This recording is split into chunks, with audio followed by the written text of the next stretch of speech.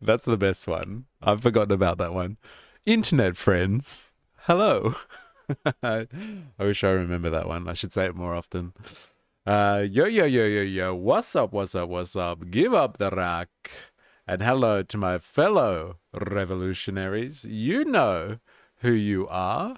And welcome to Monday's stream. I hope that you've had a great weekend, doing whatever the hell it is that you're doing. Obviously, out of the clutches of capital, of course. And yes, to you, Lab Jeff, internet friends, how are we? We have 4AS in the house as well. Yo, yo, yo, yo, what's up, what's up? Give up your pro-Palestine protest. Remag in the house too. Hey, hey. Yo, ho, ho. And we're going to be looking cheese Swiss too. Damn, everyone's doing the roll call. Ninja Nurse in the house. How are we? And yesterday, we did a very... Ollie Atlas, how are you? Thanks for doing the roll call, everyone. It's good to know who's watching. And yeah, yesterday, I did an impromptu, very last-minute decision stream in Sydney for the pro-Palestine rally, the much disputed pro-Palestine rally, as you will see from the mainstream media, I think, because they're kind of like, well, there's been a ceasefire, so what are you protesting about? So we'll unpack a little bit of that today. Jag is in the house. Give up your Mupache flag. Is that the Mapache flag? Is that the name of the flag that was at the end of yesterday's stream? Please let me know. Ken Oath is in the house. No way. I reckon everyone's coming out of the woodwork today. This is interesting. Yeah, oh shit, Ken Oath is back. Believe it. Yes, it was. Okay. Yeah, that gentleman was lovely. He seemed very kind of friendly. Nice vibe about him. His daughter wasn't happy though. I'm not sure if you guys could hear what was going on off camera. But I got reproached hardcore for interviewing her dad without her permission. She was like, I'm very defensive of my dad, and I want to know if you're pro-Palestinian or you're pro-Israel. And I'm like, look, I'm just streaming. And she thought I was, I don't know, gonna cut up footage of her dad and use him as the end of a joke or something like that. So, yeah, that was interesting to have his comments. He was a grandfather and someone that was just interested in kind of, showing solidarity with people that are struggling against imperialist style impression. So, yeah, she arced up when I said it was for your channel. Oopsie. Oopsie. Yeah, there was actually a lot of sentiment yesterday I noticed, was people kind of, they were friendly enough, but as soon as they saw the microphone, they were just like, whoa, whoa, whoa. Are you media or what? And I'm like, no, I'm just streaming. Independent journalist at best. Wouldn't really describe it like that at all, though. So like, don't get ahead of yourself or don't worry about it too much. I can see why she did cause channels make out like that we are media. Oh yeah, interesting. I guess, but like I guess most media channels and stuff like that for like bring in some revenue, I guess, or get paid for what they do. So we're definitely not on that end of the spectrum at the moment. We just do it for the love of it. So yeah, yesterday we joined. If you joined us for the live stream, we came to you from Sydney. We marched from Hyde Park to Belmore Park. And so we went kind of like in a southerly direction, I guess you would say, marching, like weaving through the city in a very weird fashion. We could have just, walked down George Street and crossed over, but like the cops had us diverted on a number of different weird angles. I'm assuming that must be in order to have us disrupt traffic as little as possible. It really wasn't a massive disruption. We were in and out like of certain areas within an hour, I would say, and like business was back to usual after that. The trams were running again. The streets were packed with private vehicles, clogging up public spaces. So life as usual for the bourgeois economy. But it was an interesting kind of protest to be a part of, in the sense that there is a lot of conjecture I would say, in the mainstream media as to what is the point of all of this stuff now that there has been a peace deal, which Trump is actually going over to Israel right now, I think, to oversee as the director and the head of the Board of Peace, as we all know. Trump is actually heading over right now. I think he might even have already touched down in Israel so he can oversee his peace project. What peace deal? Mystery. Tell us more. So, yeah, the sentiment yesterday, contrary to what you see in the mainstream media, a lot of discussion, which is, why are people protesting? You got what you wanted. You got a ceasefire. And a lot of people yesterday definitely portrayed the sentiment that the ceasefire, look, it might be nice, but it's not the end. And we all know what Israel is capable of. We all know what the Western imperial powers are capable of. And this is just the first very incremental step of a many. And so we need to push even harder now and not relieve the pressure, because it's this type of pressure that got us here. And again, we're just at the tip of the iceberg, and we want to go deeper. Ollie Atlas says Israel has disobeyed every ceasefire. This won't last. It's true. I think that the last one was in February, and that didn't go very well at all. So you had some pro-Israel, pro-Trump characters bombing the chat at the beginning of the stream. Yeah, I saw that. I stayed right out of that one. I think that was when all the speeches were going on. There was all these people coming in, and I'm pretty sure Jungle Potatoes was in there fighting the good fight and trying to kind of maybe fact check or just tell people, where the situation was really at and what was really happening. So yeah. That was interesting, actually. I saw a bit of the commentary there. People I think, just stirring the pot, really. And there was a bit of that going on. People were like, well, what are you protesting for? What's this about? You got what you wanted, didn't you? And that was like I said, that's the sentiment that I got yesterday. Was, look, you can call this an achievement if you really want to, but it's just part of a grander plan, and we need to keep up the pressure. The discussion yesterday was really about sanctions. A lot of people were talking about sanctions like it's really a massive issue. The idea of sanctions, it really does, I guess, highlight the understanding and the appreciation that we live in a bourgeois system. We live in capitalism, when even these people who are staunchly kind of, a lot of them, or half of them anyway, staunchly kind of, socialist, Marxist leading types, who are all about working class solidarity, struggle, and potentially even revolution. And they're talking about sanctions is the way. This is how you work in a market system. You squeeze someone economically and you put sanctions on them so they can't trade and be merchants of death anymore. And that was the sentiment out there. Sanction the out of Israel.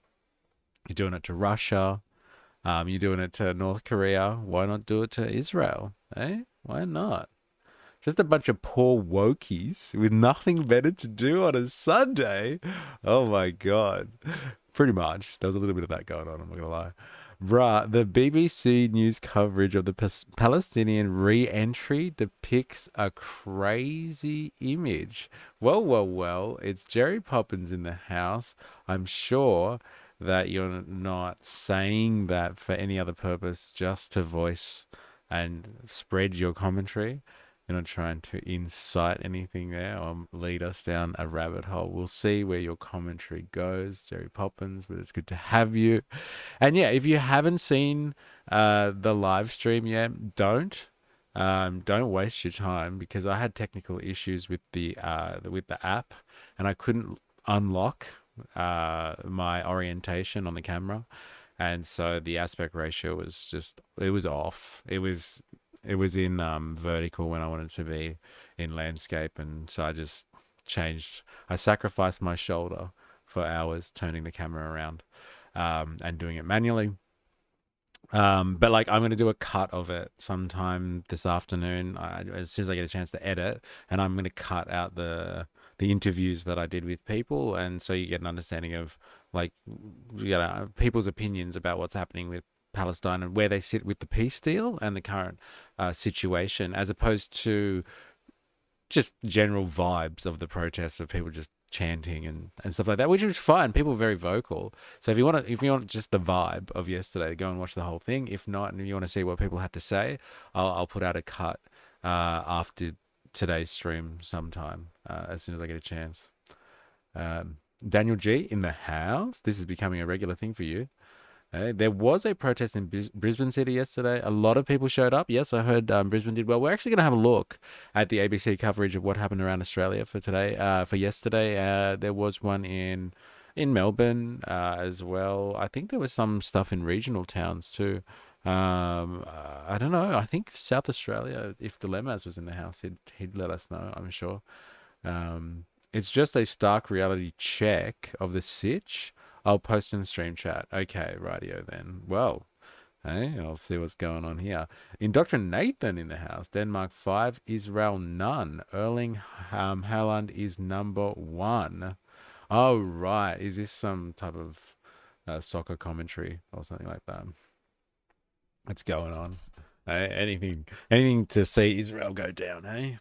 Oh, this is the one. I wonder, Gaza ceasefire, 200,000 Palestinians head back to shattered homes. I wonder if we've actually got the same piece of propaganda here, Jerry Poppins, because I've got some stuff that I want to cover today about like what's the actual situation, yes, in Gaza. And like we've had some crazy discussions too, Jerry Poppins, about like what's been going on with Hamas. And so like what the Western narrative is that's developing around how Hamas have come in and they've taken over and like what's happening. Mystery independent journalist holding power to account. That's right. One live stream at a time, Ninja knows. Don't you forget it. This is how we do. This is how we do. We hold the powerful accountable, especially because, we'll see what the narrative is about this one. And like we'll have a look at what the Australian broadcaster has to say about it. Then maybe we'll look at some mainstream media just to see what they're saying. And as requested, I think by Jag yesterday, tuning in and appreciating the Sydney architecture, was can't wait to see what Sky News has to say about this.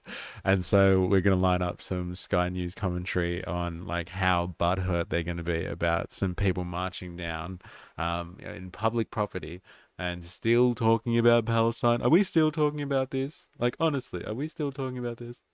I was referencing this song. It's a football hooligan anthem, right? England 5, Germany 1. Okay, right. Right, got it. Neck minute, punters, politics, and mysteries, sitting down for a chin wag. See, I don't know.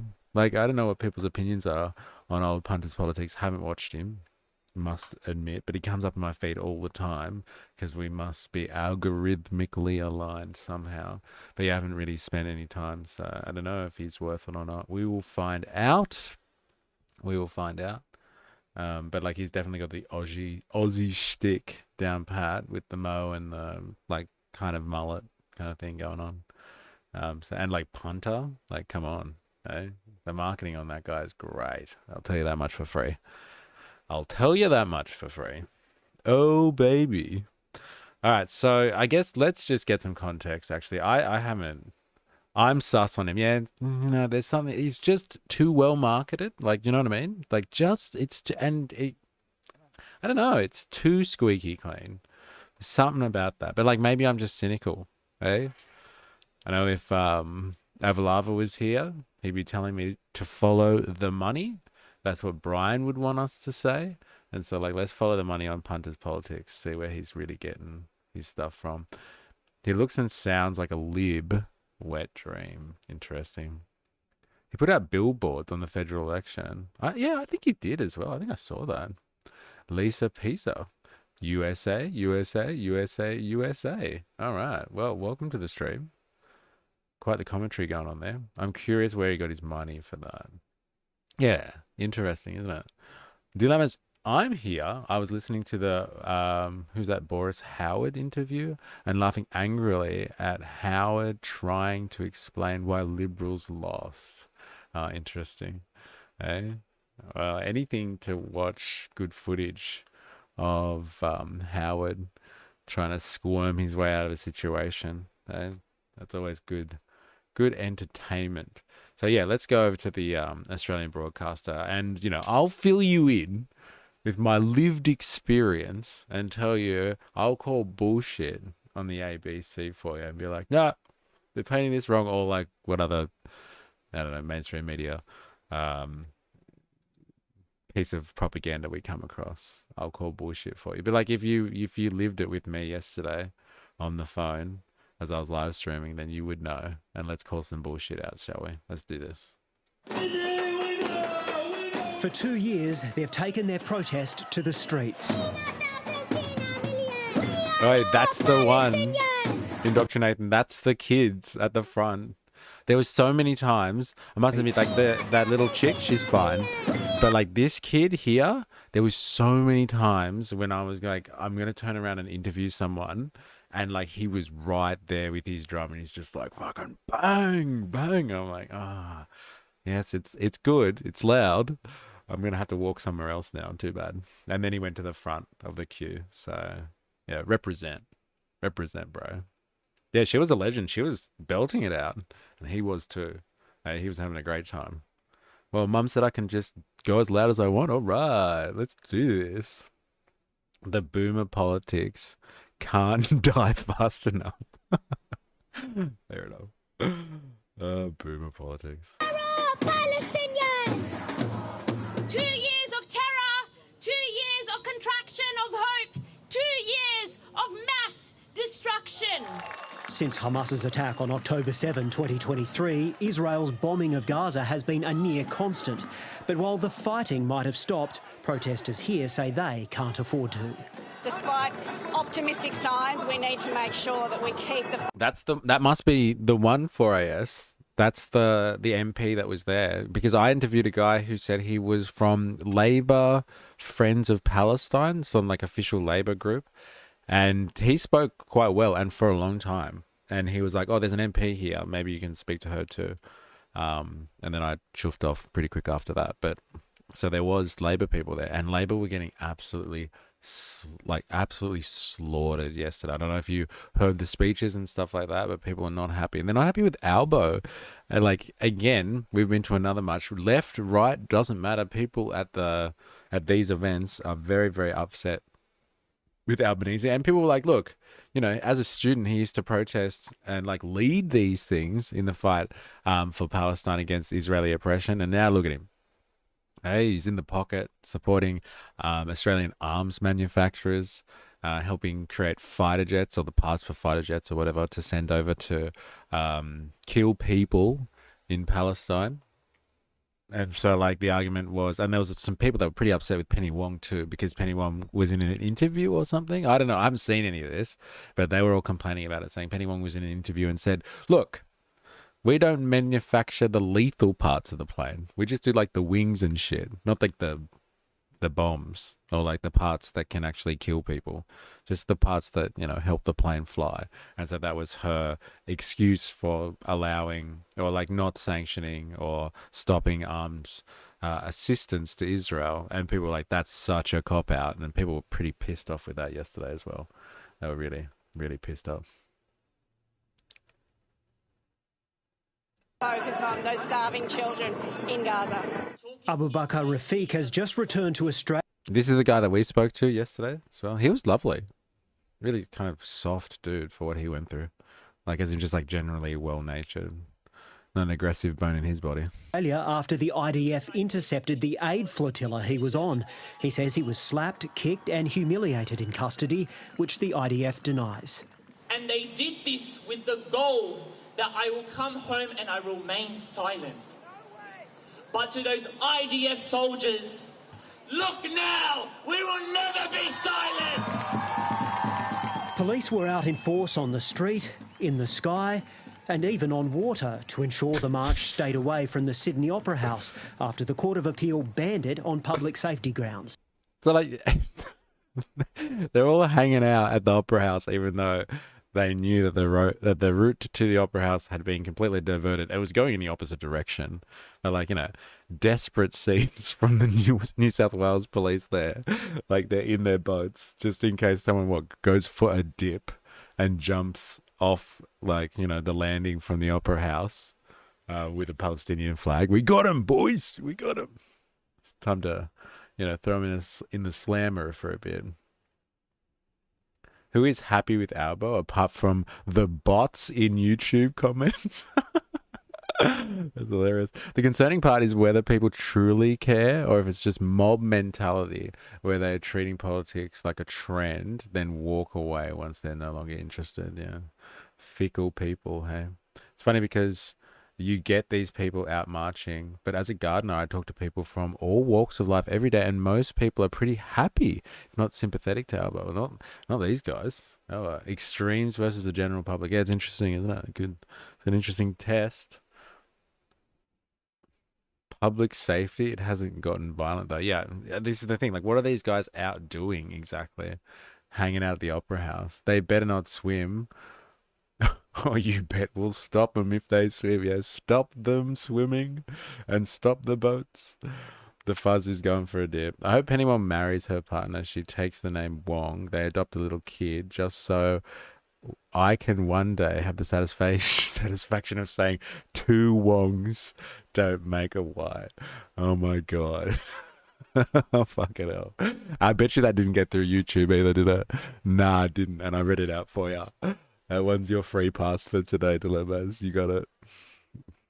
Take off your shirts, boys. Police can brutalize my bussy. All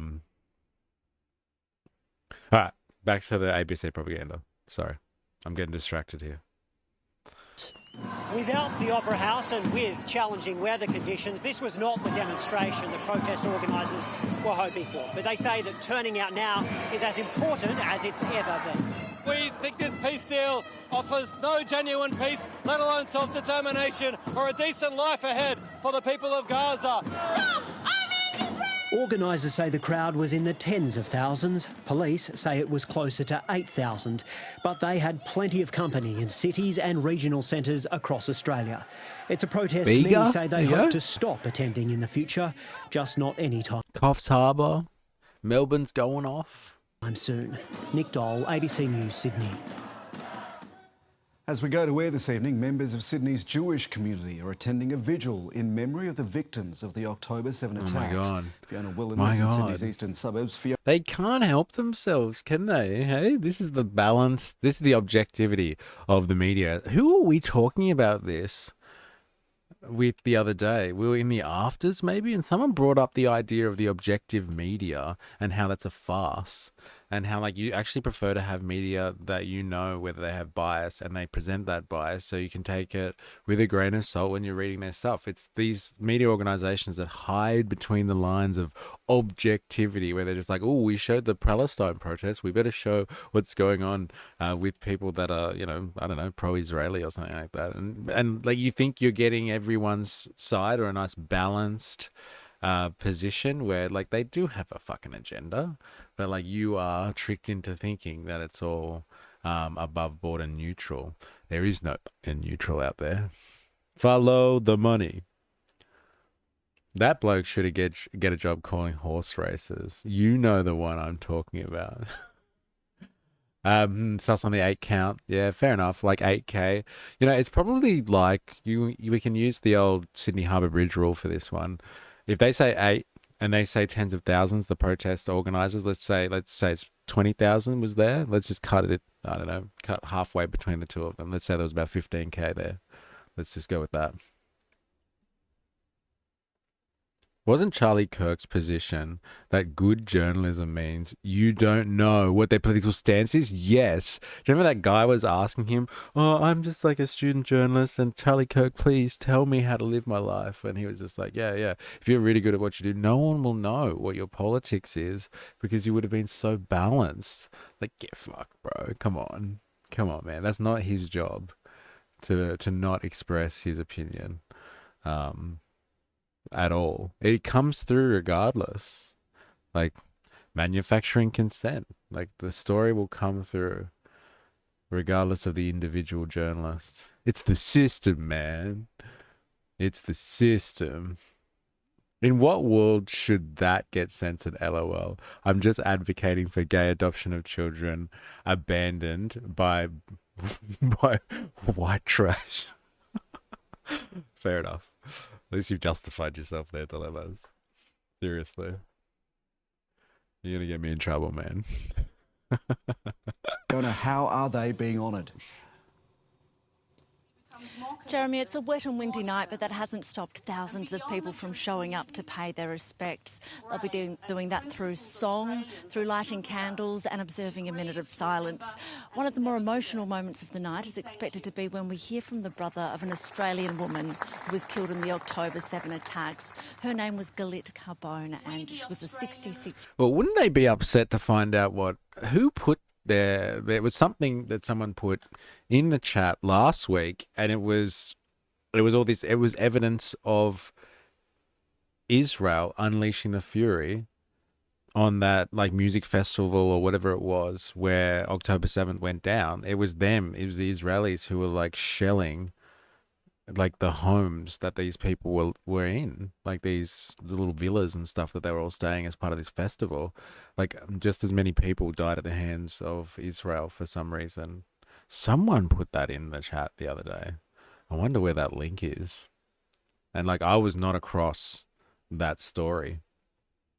So like I'm sure these people would be pretty pissed off to find out that wasn't just Hamas that was involved in that whole situation there. My boy Dilemmas in the house, just getting my Dilemmas shout out on screen. Okay, fair enough. You know, you'd get it through Dilemmas if you went on to the stream chat and did it there. You'd get way more. Journalism isn't covering both sides of a story, says 4AS. When someone says it's raining outside and another saying it isn't, my job is to go outside and see if it's bloody raining. That's hilarious. That's a good one. I like that. That's a good quote, actually. All right, I'm not going to watch this. Sorry. I hope that doesn't offend anyone, or if anyone really wants to find out how Jewish Australians were kind of commemorating the October 7th attack, because that's not what the Palestine protest was about anyway. It wasn't about October 7th, actually. I think it was about stopping the genocide and keeping up the pressure. So, like, these things are completely unrelated. So if they're trying to be balanced here, they've missed the window, might I say. I want to see what 10 News has to say about this. Okay. This is peak Australian journalism for our Australian audience. Sorry, our international audience out there. This is as mainstream as you can get it. And so, like, let's see what they have to say. Are pro-Palestinian protesters supporters of Ukraine? That's a good question. I wonder. Yeah, Wings of Cheese, Sir Cheese in the house. Welcome. Let's have a look at what the 10 News has to say about this. And then we're going to do an original Wings of Cheese request that has now been adopted by more people, but we're going to go over to Sky News. So you've come at the right time, Wings of Cheese. It's good to have you. Thousands have turned out at pro-Palestine marches across the country. Many say the ceasefire deal in Gaza doesn't go far enough for the people trying to live there. Despite the hope for lasting peace triggered in recent days, the organisers say they will continue their protests.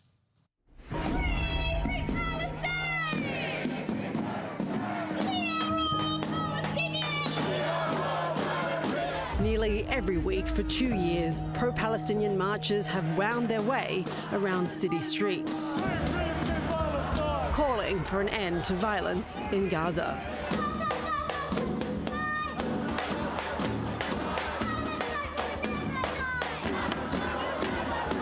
News of a ceasefire, not enough to stop thousands. I got to admit, and like this is early on, but just like look at the framing that's going on with this piece of propaganda, right?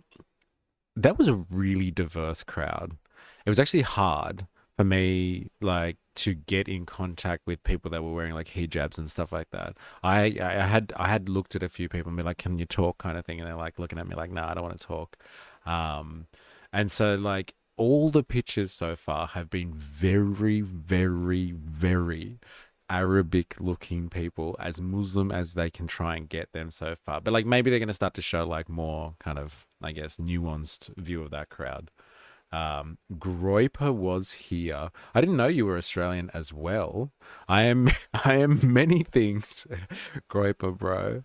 Oh wait, Groiper was here. I can't keep up. Is this a new alias because you got banned on Twitch again? If that is the same Groiper, then let us know. But I am Australian as well. I take many forms, and this is my true form. Welcome to the chat. From hitting the pavements in protest across the country.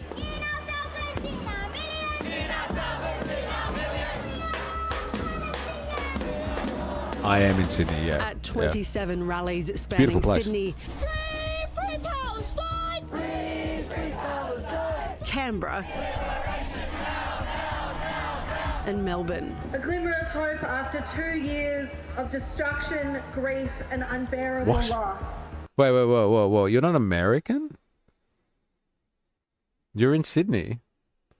Well, the plot thickens. Well, this will be interesting.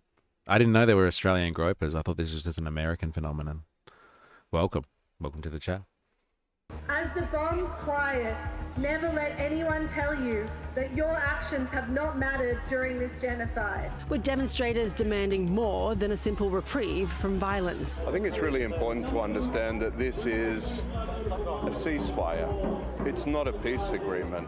Nothing has been actually looked into. Nothing has been solved. But if you're asking that mother that's seen her children murdered before her eyes to not only forgive but to stop resisting, then I think that sort of borders on the ludicrous. Will the Palestinian people ever be able to forgive? Can you imagine when you have 200,000 and 2 million, they're starving?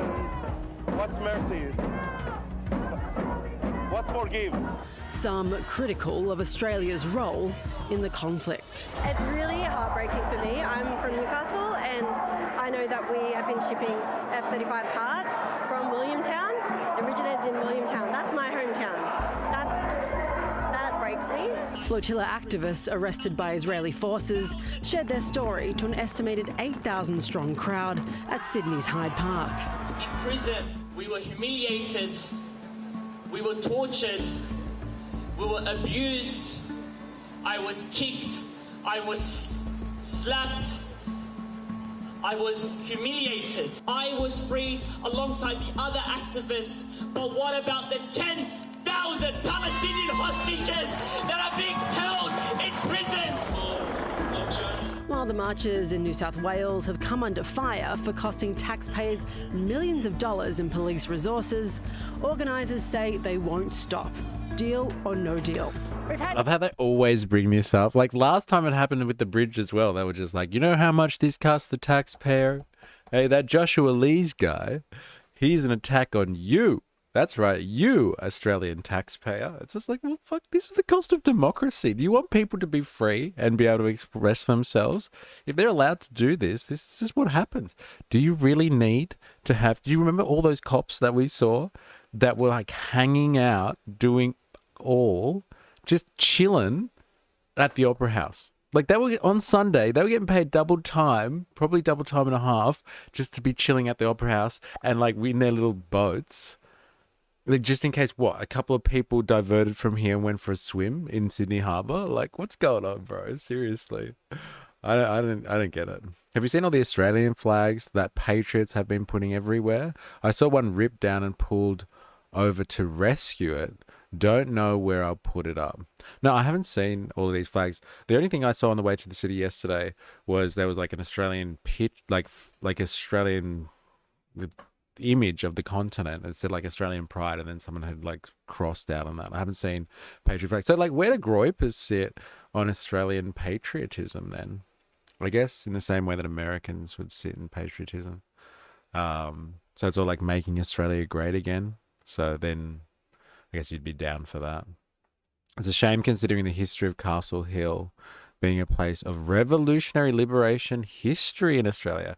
I'm still waiting, Dr. Nathan, eagerly to see like some of the revolutionary Australian history stuff that you've been working on.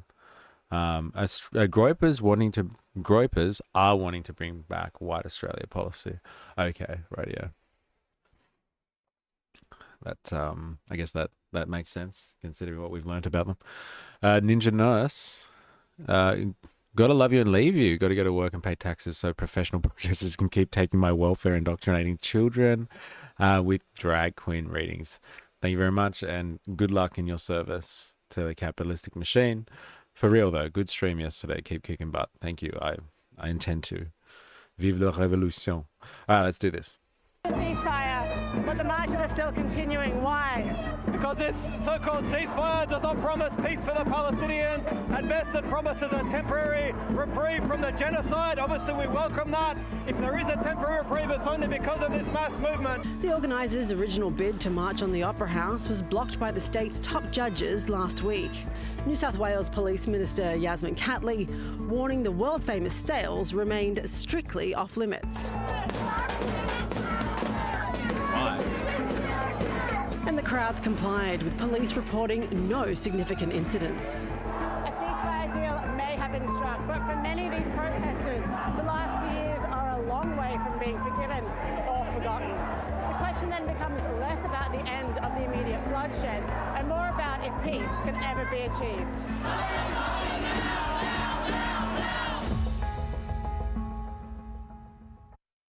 That was less inflammatory than I thought it was going to be from them. But like, again, they like to just like, turn that knife in there about hey, this is costing you, the taxpayer. Don't you hate it?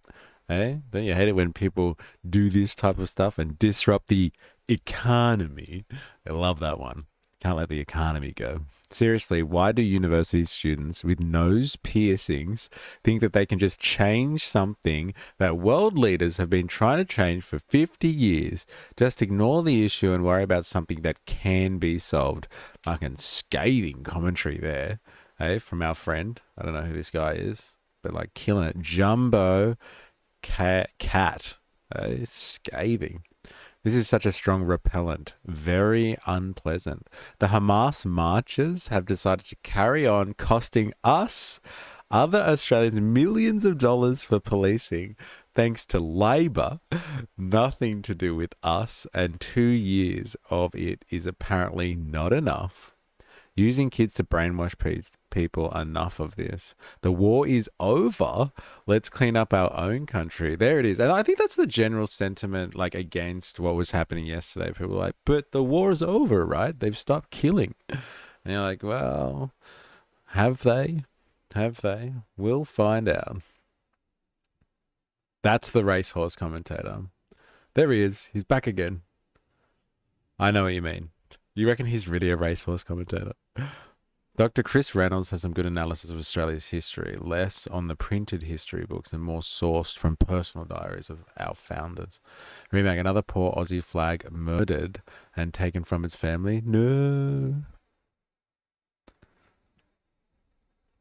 I got most of a playlist together yesterday. It'll be ready for next Monday. Oh, damn, you've done it? You've actually been doing your research project. That's crazy. I'm really, because it's really hard to find good Australian history stuff on YouTube, right? It's difficult. All right, let's do, in honor of our good friend Wings of Cheese, Larp Jeff, our good friends Wings of Cheese, Larp Jeff, and Jag, let's have a look at what Sky News has to say about what happened yesterday around the country. This will be interesting, I guess. That's one way of saying it. Anyway, let's get more reaction now on today's pro-Palestine demonstrations. Joining us now is Executive Manager of Australia, Israel and Jewish Affairs Council, Joel Burney. Joel, thanks for coming on the program. There's a peace deal currently being implemented. So what do you make of pro-Palestinians continuing to rage against Israel in Australia? Well, thank you both for having me. And it is obvious to all who want to see the true intention of this protest movement, not just now, but of the past 2 years. It was never about the conditions of Palestinians in Gaza. It was never about the war. It was never about the so-called famine. or the false claims of So-called genocide. famine. It was entirely about Did he say false claims? delegitimization and Bro, the UN made a report on it. Come on, bro. About the war. It was never about the so-called famine or the false claims of genocide. It was entirely about... Oh, man. That's heavy, bro. Come on. Like even the UN, as bureaucratic as they are, took 2 years to fashion a report. Their job, like one of their fucking jobs, is to stop genocide from happening before it starts. And it took them 2 years to release a report to be like, we have investigated and there is strong evidence to remove reasonable doubt that there is genocide. It's not like, yeah, don't worry, we're across it. It's just like, beyond a reasonable doubt, we do believe that there is a genocide. It's like, strong bourgeois language from the UN. I'm like, come on, bro. Like, all this speculation about genocide. Damn, that's some dismissive rhetoric. ...called famine or the false claims of genocide. It was entirely about the delegitimization and demonization of Israel. That is why these protests, in the shadow of a peace deal that is being agreed to by Hamas, embraced by the Palestinians and the Palestinian Authority, the Arab world, the Turks, along with the United States and many other countries around the world. And these protesters, for some reason, are the only ones left behind who are still seemingly protesting for the war to continue. Now, this should be a clear sign to all of the Australian public that has had to witness these violent chants on the streets of our major cities for the past 2 years, that unfortunately these are going to become a fixture of the Australian public scene for, however long, many months or years go on, that these people want to keep coming out and demonizing and delegitimizing Israel. It was never, ever about the war. It was exclusively about the eradication of the only Jewish state. And that's very disappointing, but it's been something that the Jewish community has been warning about for the past 2 years and begging leaders, authority, political leaders, and the police to do something about it. And still to this day, even in the shadow of those hostages hopefully being released tomorrow, Gaza being free of the IDF, unimpeded humanitarian aid with the hope of Palestinian governance in Gaza, with the demilitarization of Hamas, which is all good things for the Palestinians, just not seen to be very good things for the protesters in Australia. So very disappointing, but not surprising. Yeah, look, I couldn't agree more, Joel. Now, look, there were very strange scenes at Sydney Airport on Friday as members of Greta Thunberg's Freedom Flotilla arrived back home. Have a look at this. It's the whole flotilla was Greta Thunberg's. The entire thing. Hey? All these activists associated with Greta's flotilla. Yes, she is the Admiral Greta Thunberg, bro. Violent chants, so good. It's as true on Tatooine. What's that? Tatooine? As it is on Earth. Is that Tatooine? Is that a Star Wars reference? Sand people in any galaxy are a problem. My God, I can't believe you get me to read that one out too. Bro, you're going to get me in trouble, man. Seriously. The septum piercing... Oh, wait. I think I read that before. I've said it before so many times, but conservatives can be slapped in the face with truth and they'll tell you it was a conspiracy. He has a very unlikable face. I prefer the pretty Sky News people. He did have an unlikable face, didn't he? Wonder what's going on here. Let's see. Arrived back home. Have a look at this. Allahu Akbar! Allahu Akbar! So, Joel, chants of Allahu Akbar in the middle of Sydney Airport, a little different to Peter Allen's I Still Call Australia Home. So again, look, these chants, God is great, Allahu Akbar, we hear it in a number of different settings, but it's a little different to Peter Allen's I Still Call Australia Home. That's gold, man. That's fucking hilarious. I don't know if they really should be journalists. I think they should be like, like writing comedy sketches and things like that. That is gold. That's really good. Eh? tell you what the upsetting thing is that it seems again that these protesters have been emboldened by the freedom of movement that they've had to say and scream and chant whatever they want, wherever they want, whenever they want, not just with the seemingly the approval of police, but ultimately with the protection of police. They're invading public spaces again to rub in the face of the Australian public their political views, and in this case, their religious views. Now, the only strong thing that I can say is that I have seen the 47-minute uncensored IDF video of the massacre that occurred 2 years ago. And I can tell you that out of the 140 people that you witnessed being killed over that 47 minutes, nearly all of the terrorists, while they're killing their innocent victims, are screaming, Allahu Akbar. So for triggering for Australian Jews, but just triggering for the Australian public in these public spaces, I just don't see the merits of it or see that it's necessary. But I do find it troubling that when you're seeing it and then seeing Australian public going about their daily business, they have to be subjected to this with the protection of the police. This is only going to continue because, again, the streets have been vacated by a vacuum and lack of leadership, without the enforcement of police and their agencies to clean it up. You will see in many cities in Europe now, there is a more heavy crackdown on the pro-Palestinian movement because of their imposition that they've had on the public. In Australia, that's just not happening. And these type of things that you see, the invasion of public spaces and the promotion of their own political behaviour and their own political ideology will unfortunately continue in Australia until swift and strong leadership stops it from happening. Look, all right, it's fucking inconvenient. I got it.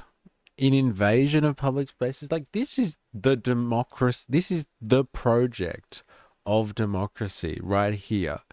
You take it as it comes. If you're going to give people political freedom and the ability to use the public sphere to be able to voice their opinions, like this is what happens, man. And so like this, it's people like you that are just like, well, you have to start regulating speech then. If people want to say God is great in a scary accent, in a foreign language, like kind of thing, then like, you know, and you think that that should be banned, like, you know, this is censorship territory and it helps spiral us down the path of authoritarianism.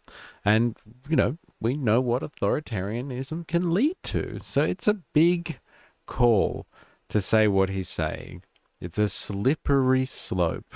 If you want to start policing language because it terrifies you, and, you know, it's a language that's applicable in many circumstances. It's not like Groper Bro coming into the chat the other day and saying HH, and I found out that that's just signia for saying Hail Hitler. Like, you know, this is a term that's applicable across different scenarios and different contexts. If you want to start policing speech, fine. Just understand where you're going with it, Mr. Unlikable Face over here. Hey, what's this woke shit on Sky? I stand by it. Horrible face. Wait. Did he just say that they're triggered? Triggered. Yeah, I know, right? Free the hostages. The taxation hostages held ransom by the government's monopoly on violence. Hey, that's just modern society right there. Don't you reckon? Peter Allen was a homosexual. Woke Sky News. Ninja does. Oh, they are woke, aren't they? Deliberately.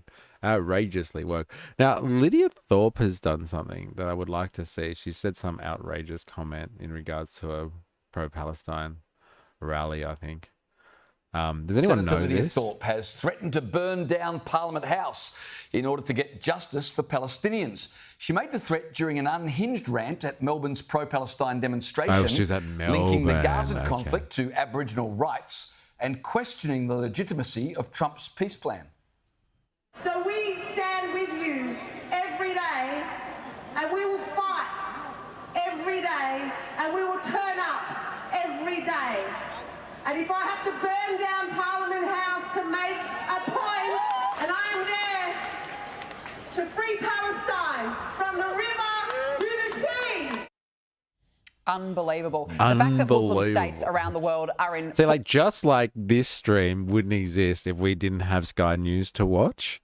like, you know, and to like have some good entertainment value. These guys wouldn't exist if it wasn't for people like Lydia Thorpe. Like, they'd be screwed. Like, what would they do with their time? Like, and without being outraged by what she's saying. Full support of a peace plan about to be enacted between Israel and Hamas was of actual no interest to protesters. And it's time to state the truth about the pro-Palestinian marches. They are the first anti-war protesters in history who celebrated the start of the war and now protest the end of it.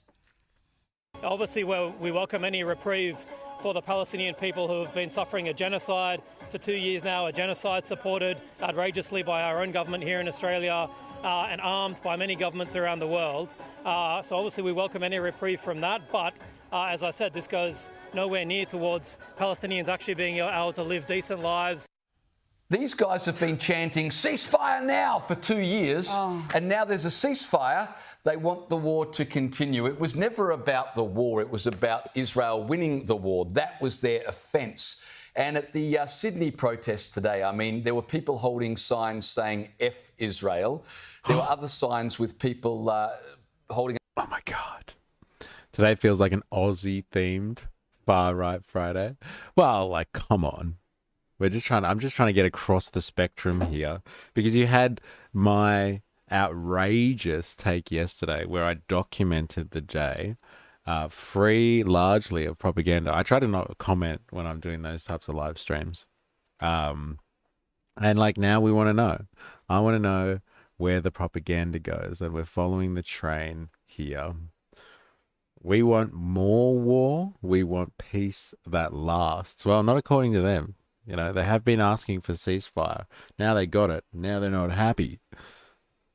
You know, they just want to protest. They're professional protesters. They're being paid by George Soros or some other nefarious organization. They're being supported by Trans-Tifa.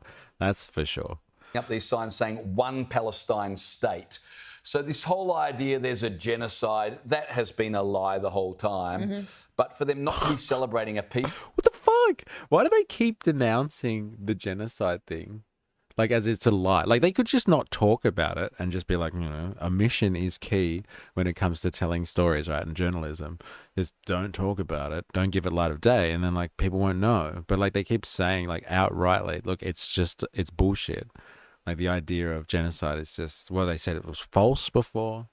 Now it's a lie. Even though, again, you have a body like the UN who has investigated now and took 2 years to figure it out and make the bold claim, and not good enough. UN? Shit, UN? Hey, what do they know? Don't worry about Palestinians. Kushner is all over it. I'm sure they will be fine. Yeah, I know, right? Hey? And Trump on the board of peace, hey? He's going to make it peaceful. It's going to be the hottest peace. So hot. Everyone's going to love it. Deal, but rather for continuing to protest against Israel, demanding sanctions on Israel at the very time a peace deal is being enacted, just shows their true intent. Well, let's start with Lydia Thorpe's comments as well, threatening to burn down Parliament. How is this woman a member of Australia's Parliament? Well, ask the Greens. We'll ask the Greens that. But, you know, look, we hear all of her stunts all the time. Yeah.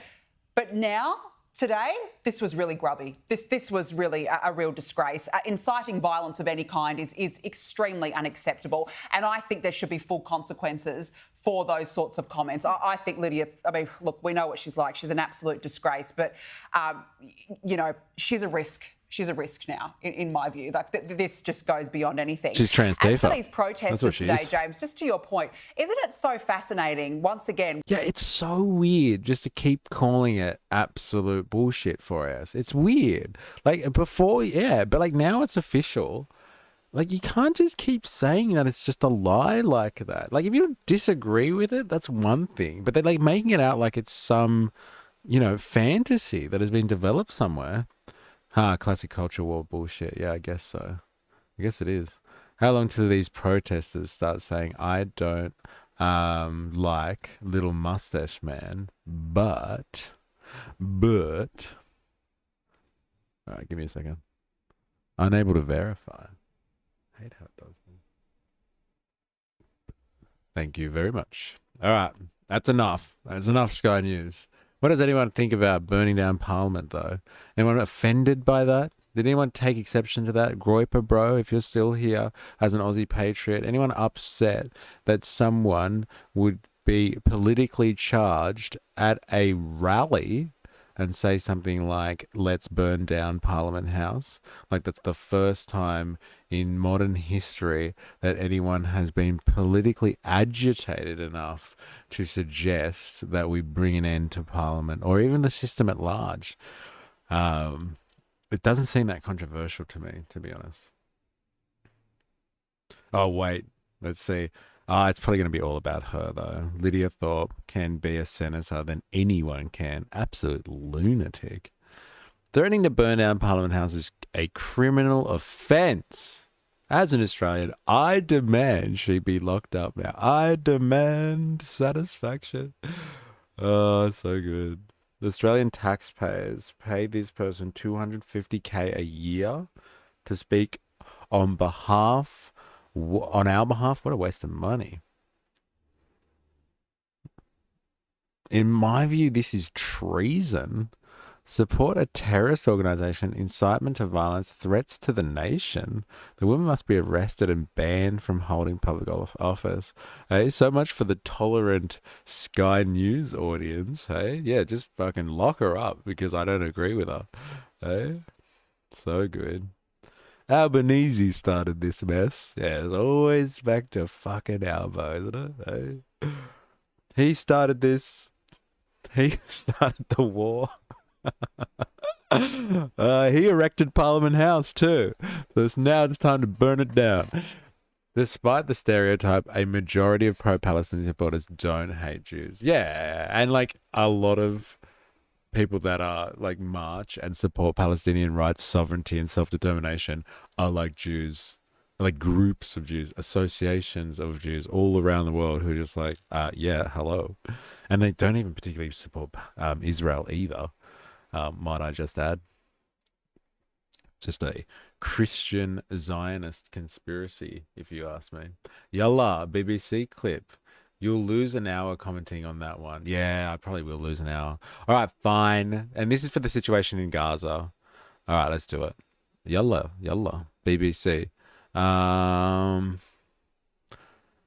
I'm going to take it from your one then.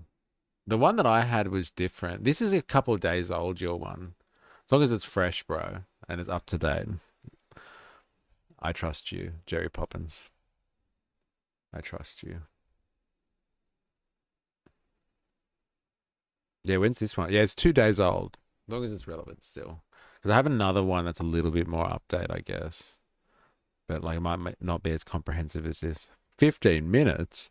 That'll take us at least an hour. All right, let's go. The ceasefire agreement with Hamas in Gaza is now around 12 hours old.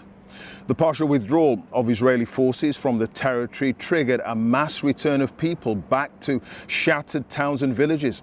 But the Israeli Defense Forces still remain in control of at least half of Gaza.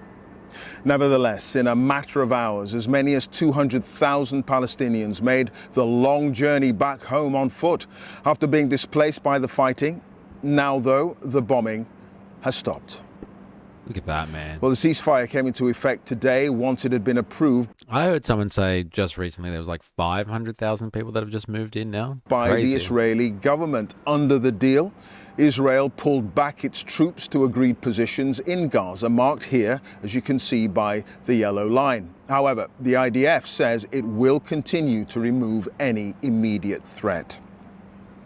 Now, with the withdrawal triggered a 72-hour countdown to midday on Monday, by which time Hamas must release the remaining 20 living Israeli hostages. So, like, what's that for them? Like, what time is it? That's probably in, well, like a few hours, like 6 hours or something like that.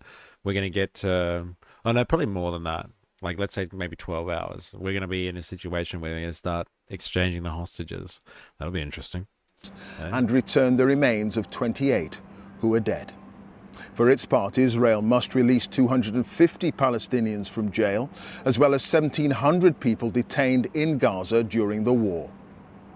Remember, all this is part of phase 1 of the agreement. A deal on phase 2, the rebuilding and future governance of Gaza, still needs to be hammered out, with much of the detail sketchy and far from settled. Israel does not allow international journalists into Gaza. We're not allowed to see for ourselves what's going on. So Jeremy Bowen has the very latest from Jerusalem. It must be a terrible journey, up to 20 miles on foot for thousands of Gaza's Palestinians, deprived by Israel's blockades of adequate food and clean water. A ride north in a car to Gaza City costs around £900. Impossible money for people who've lost everything. £900? Earlier this morning, before Israel's military, the IDF, had pulled back. Its tanks opened fire to warn the people not to move further along the road until the ceasefire. Crowd control, using shells. On social media, the IDF told them to stay on the coast road and warned that going near Israeli troops would endanger their lives. They're returning to a world of rubble in Gaza City. Fida Haraz wanted to find something, maybe a mattress, she said, as winter is coming. But she couldn't even find the ruins of her home, as there is so much destruction. I knew it was levelled, but where is it? I can't find it. What do we do with our lives? Where will we live? Yeah. It was a What the fuck do they do? Like, that is the $1 million question. Like, I understand the attachment that you have to home, and like you want to get back, but like, what are they gonna do there? Like, all of the footage I've seen of this stuff at the moment is just like people just picking through rubble and like sweeping the rubble to the side at the moment, and the structural integrity of those buildings is questionable. Yeah, dropping tank shells to tell people to stop walking is wild, isn't it? There's like just a warning shot from a tank. Don't come any closer. I hope they can read between the lines of that one. My God. multi-storey building, but it's all gone. It's clear that this last offensive by Israel into Gaza City flattened civilian homes on a massive scale. If that is without a military purpose, it amounts to a war crime. The IDF had pulled back to the agreed new line by around midday. It still leaves Israel occupying more than half of the Gaza Strip. Clause 4 of the ceasefire agreement says that the IDF will not return to areas they've withdrawn from as long as Hamas fully implements its side of the bargain. Is that Benjamin Netanyahu's decision? Donald Trump's? It's not clear. Potentially there are some big problems ahead in the implementation of the Trump 20-point peace plan, which is light on detail. Now, for example, it says that weapons must be placed permanently beyond use through an agreed process of decommissioning. There is no agreed process. Hamas wants to keep some weapons.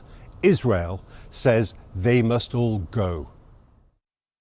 Armed men from Hamas Internal Security, the unit most feared by Palestinians, have emerged in Gaza City. Hamas wants to show it's not beaten. This is not what Israel wants to see. We are encircling Hamas from all directions ahead of the next stages of the plan, in which Hamas will be disarmed and Gaza will be demilitarized. If this is achieved the easy way, all the better. And if not, it will be achieved the hard way. He said his strategy is bringing the hostages home and called it a tremendous achievement in the war of redemption. Israel has told the UN it can bring in much more humanitarian aid from next week. This was a commercial shipment heading north through Gaza City. But the UN has its own lorries waiting to bring in 172,000 tons of supplies stockpiled just outside Gaza. More than 2 million people need food, clean water, shelter and medical care.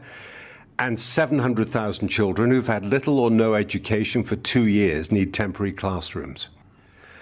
At last there is a chance, as long as the ceasefire holds. Jeremy Bowen, BBC News, Jerusalem. More from Jeremy a little later, but as we've been hearing, thousands... I saw somewhere that upwards of 20% of the bombs dropped by Israel are still unexploded. It's not just a straightforward, oh, okay, you can go home now and start rebuilding. Yeah, my God. That'll show them who's boss around here. Just a tactical strike, not a warning. As a warning shot, I know. Israel isn't denying food. Hamas are taking it and charging people for it. I know this is true because Sky and BB told me. Yeah, I know, right? Yeah, thank God for BB. I was talking to a guy in Rafah last night. Their home is gone and the rubble is within meters of the yellow line. So there's nowhere for them to go now. Jesus. That's the same shit an abusive parent says to a child. We can do it the easy way or the hard way. Yeah, right? Hey? If the IDF is the most moral army in the world, I'd hate to see the immoral ones. I know, right? Starving out civilians and, yeah, killing women and children. Yeah, interesting. Thousands of Gazans are now returning home, but what will they find when they get there? A warning, Lucy Williamson's report does contain some distressing images. You've been warned. No one looked at the rubble around them. Even with the buildings gone, their feet knew the way home. The centre of Khan Yunis reopened to residents today after Israel withdrew its forces. A quiet procession that went on and on. The situation is tragic. There are no houses, there are no streets, there is nothing. There is no life. In Gaza City too, people were returning. Mohammed found the path to his old front door in Sheikh Radwan, despite the path and the door having gone.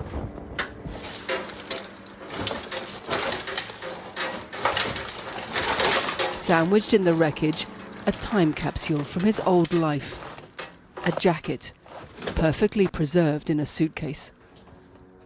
A familiar shirt.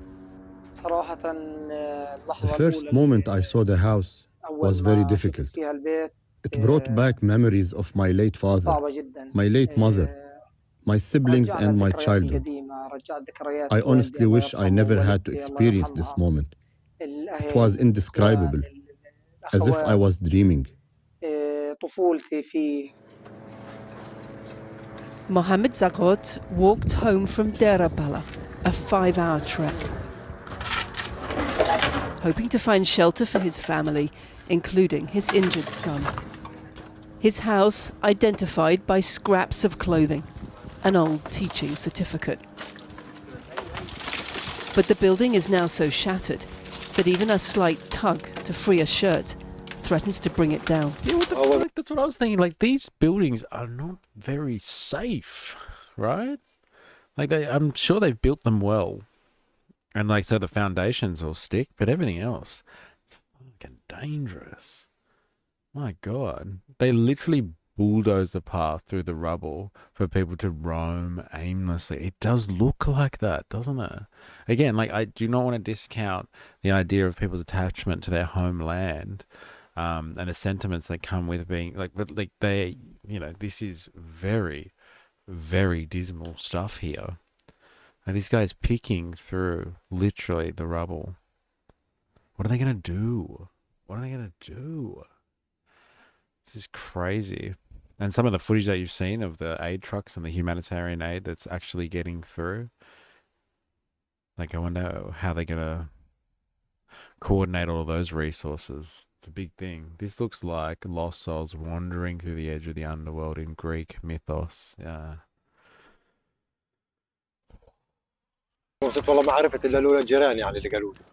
When I first got here, I honestly didn't recognize it. If it weren't for the neighbors who told me where it was, I wouldn't know. The area's landmarks have changed, like an earthquake hit it. There is no house left. 2 years of war has shattered Gaza's buildings, but rebuilding lives will be just as hard. The Al-Najjar family tent in the west of Khan Yunis is emptier than it was before.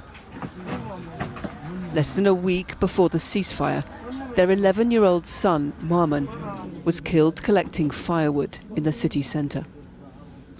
His mother, Harish, said she doesn't sleep and cries for him constantly. This isn't a moment of joy. There is no joy at all. I can't believe it was after Mu'min was killed that Hamas agreed to the deal. Anyone whose heart isn't broken can feel joy today, but no joy can enter a broken heart. Harish buried her son last week in a grave far from home. Their house in eastern Khan Yunis is still inaccessible, beyond the line Israeli troops have withdrawn to in this first stage of the deal. The war may have stopped, but this family is still in limbo, unable to go home, unable to move on. Lucy Williamson, BBC News, Jerusalem. Heavy as fuck. Israel's made it pretty clear. Have a look around, but you have nothing to go home to. Rebuild elsewhere. Yeah, that's the message, right? What are you going to do? Anyone else notice the argument has shifted away from defending the IDF to the definition of what is genocide? It's not a genocide. It's just an ethnic cleansing with a pinch of final solution. What, are they actually changing the argument? Or like the framing of it? Two signs that this ceasefire will hold is 1, temporary shelter being allowed to enter construction equipment. After that is also a good sign. 2, foreign press. Yes, that would be a real sign. Like even the other stuff, I don't know, man, like temporary construction, like I don't think they have a problem with like just blowing that up, like if you know what I mean. But the foreign, if they start allowing the press in, then they're allowing other people to control or have a say in the narrative about what's happening over there, which they have traditionally not wanted too much of, if not excluded entirely. So if they're able to to allow other people to start to talk and show what's really going on a typical scale, then that would be interesting. I guess if the UN bring in their own people and stuff, others might be able to come in with them as part of the aid, I guess, the humanitarian aid solutions or operations. That's an interesting point. Well, what about this side of the front line? Since those attacks by Hamas a little more than 2 years ago, the families of those Israelis taken hostage have held a very public memorial here in Tel Aviv, in this plaza opposite the main art museum. We've been speaking throughout the day to some of those families about their relief that a ceasefire deal is now in place and about their hopes of being reunited with kidnapped family and friends. This place of healing and devotion to the missing has sustained so many during a profound time of grief.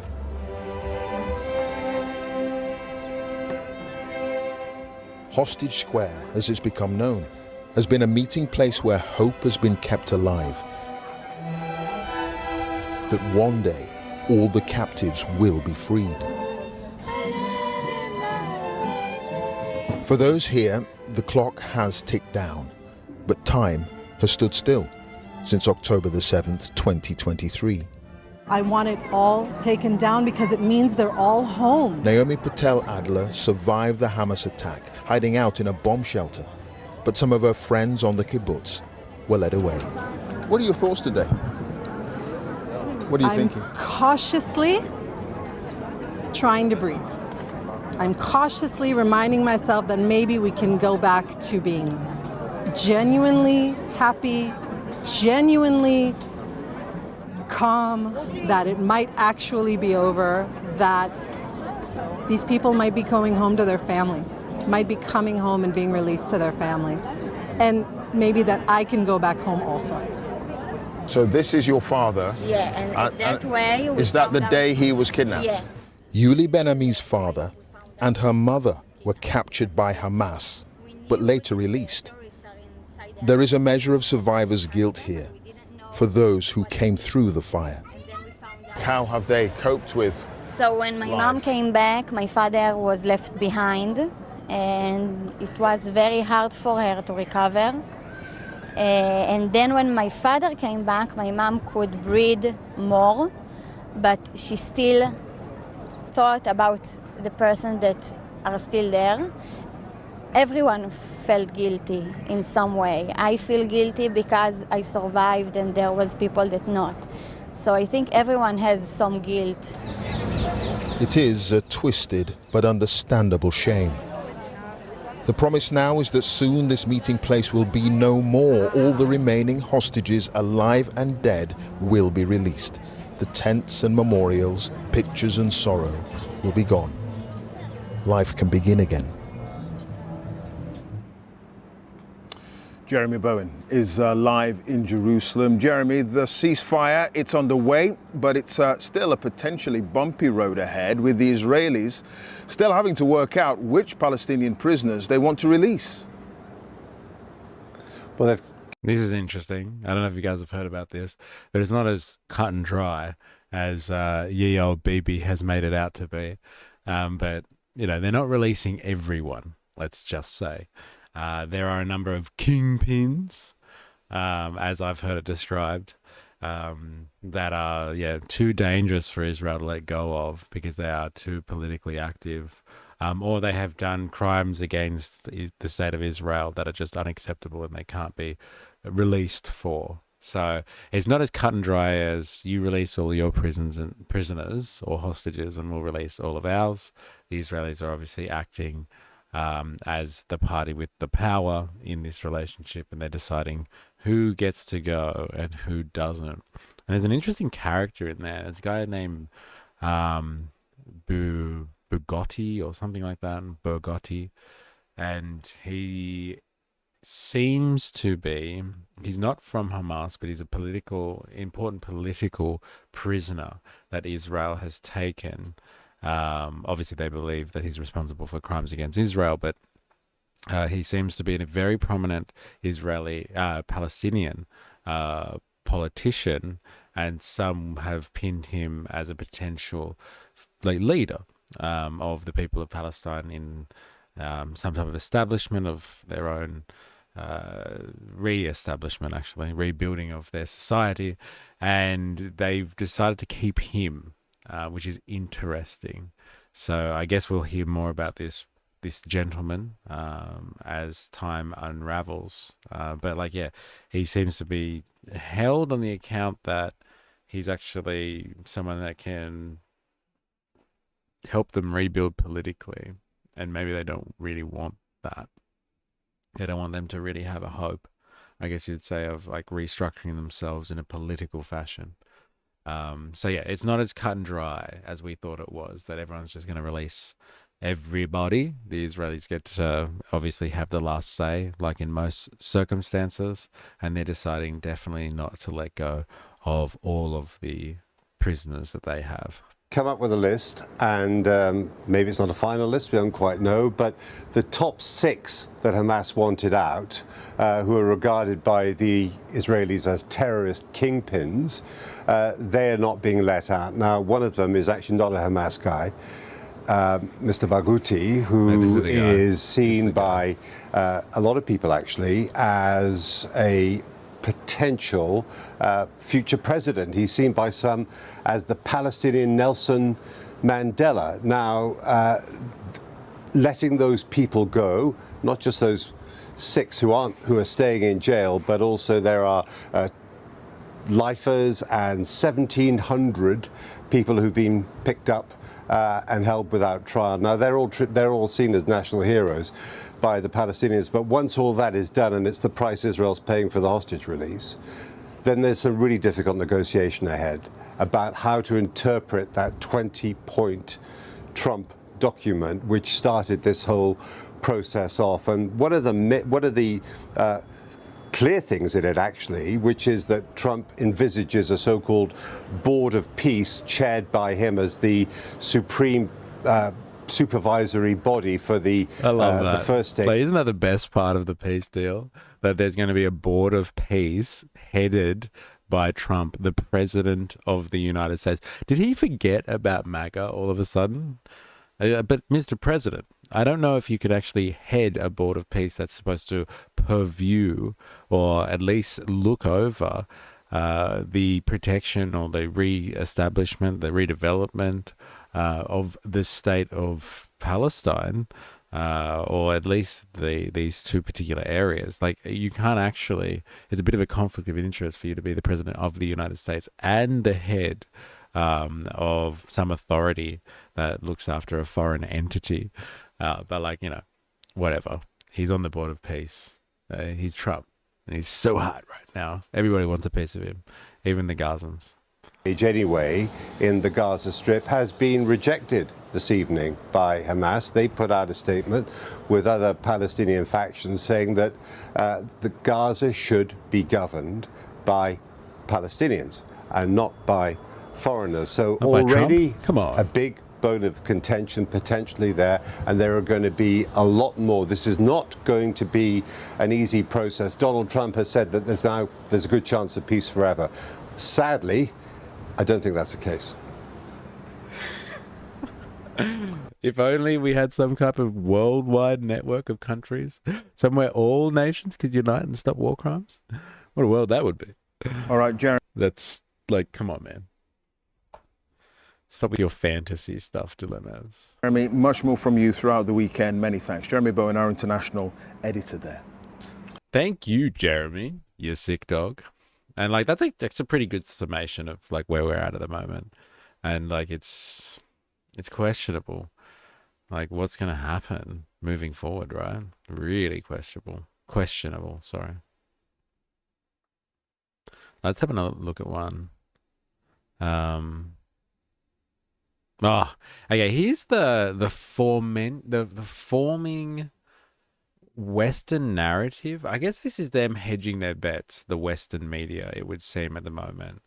And like, I've picked a Fox News one because it's deliberately inflammatory, but like, I have heard other sources in the Western media that, like, you know, liberal sources and all that sort of stuff, and general talk about this phenomenon. And the conversation is like, you know, we're talking about, it was like a day after, not even a day after the ceasefire happened, and like, you're getting reports of, you know, Hamas has just taken over, and like, they're in there, they're being violent, they're taking out their own. And like, you know, this is what happens when Israel withdraws, is in the void. Hamas is going to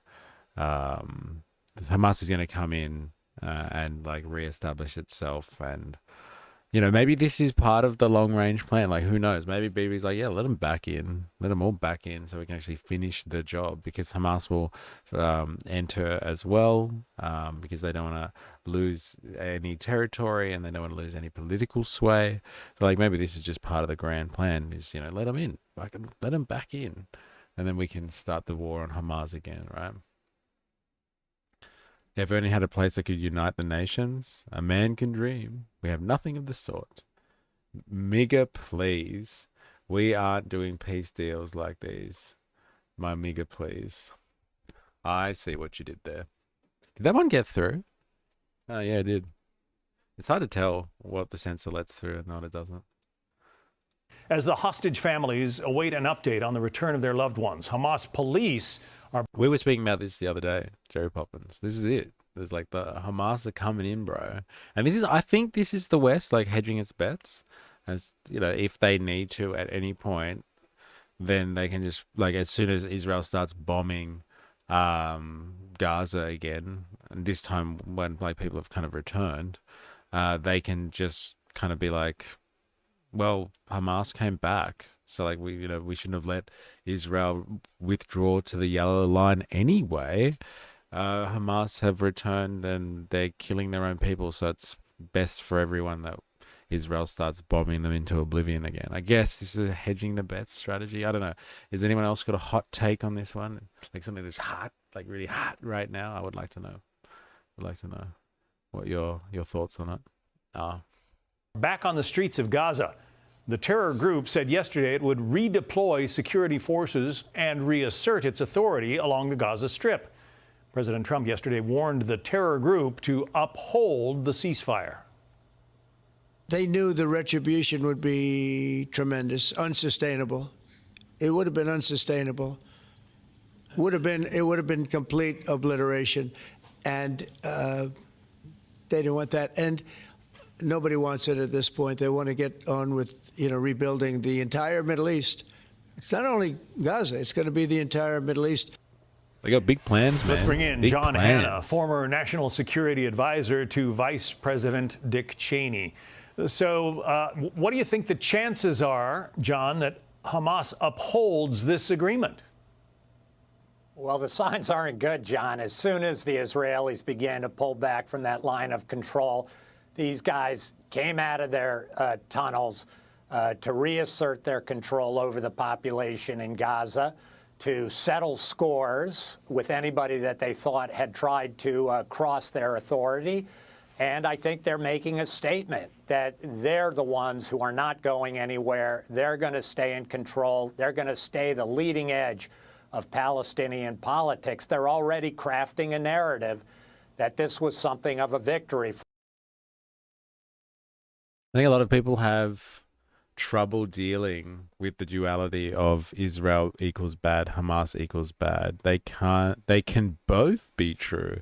Either hold the Palestinian plight, neither hold the Palestinian plight dear. The entire Middle East, and we'll name it Greater Israel. Yeah, I know, the entire Middle East, the whole thing. It's a problem. The whole thing. We've got to fix the whole thing. Like, that's some interesting rhetoric, isn't it? It's very telling about what's going on there. This is Trump saying, geez, Bibi, I really need to focus on China right now. Sort it out. There it is. Interesting. Yeah, I wonder if that's what's going on here. That's an interesting point. Because, like, the stuff that we've been looking at is, yes, America is turning its sights specifically to the Indo-China region and dominance in terms of containment of China policy. And, is that what this is about? Like, hey, we're going to just do our best to get some stability in the region, and then we're going to pull out. And like, it's up to these Middle Easterners to figure it out amongst themselves. For them, the Iranians couldn't stand up to the IDF. Hezbollah couldn't. Hamas came out and is still standing. Well, they're still standing, but I want to put up on the screen a list of the Hamas leaders who have been whacked in the days since the October 7th attacks, going back to July 2024.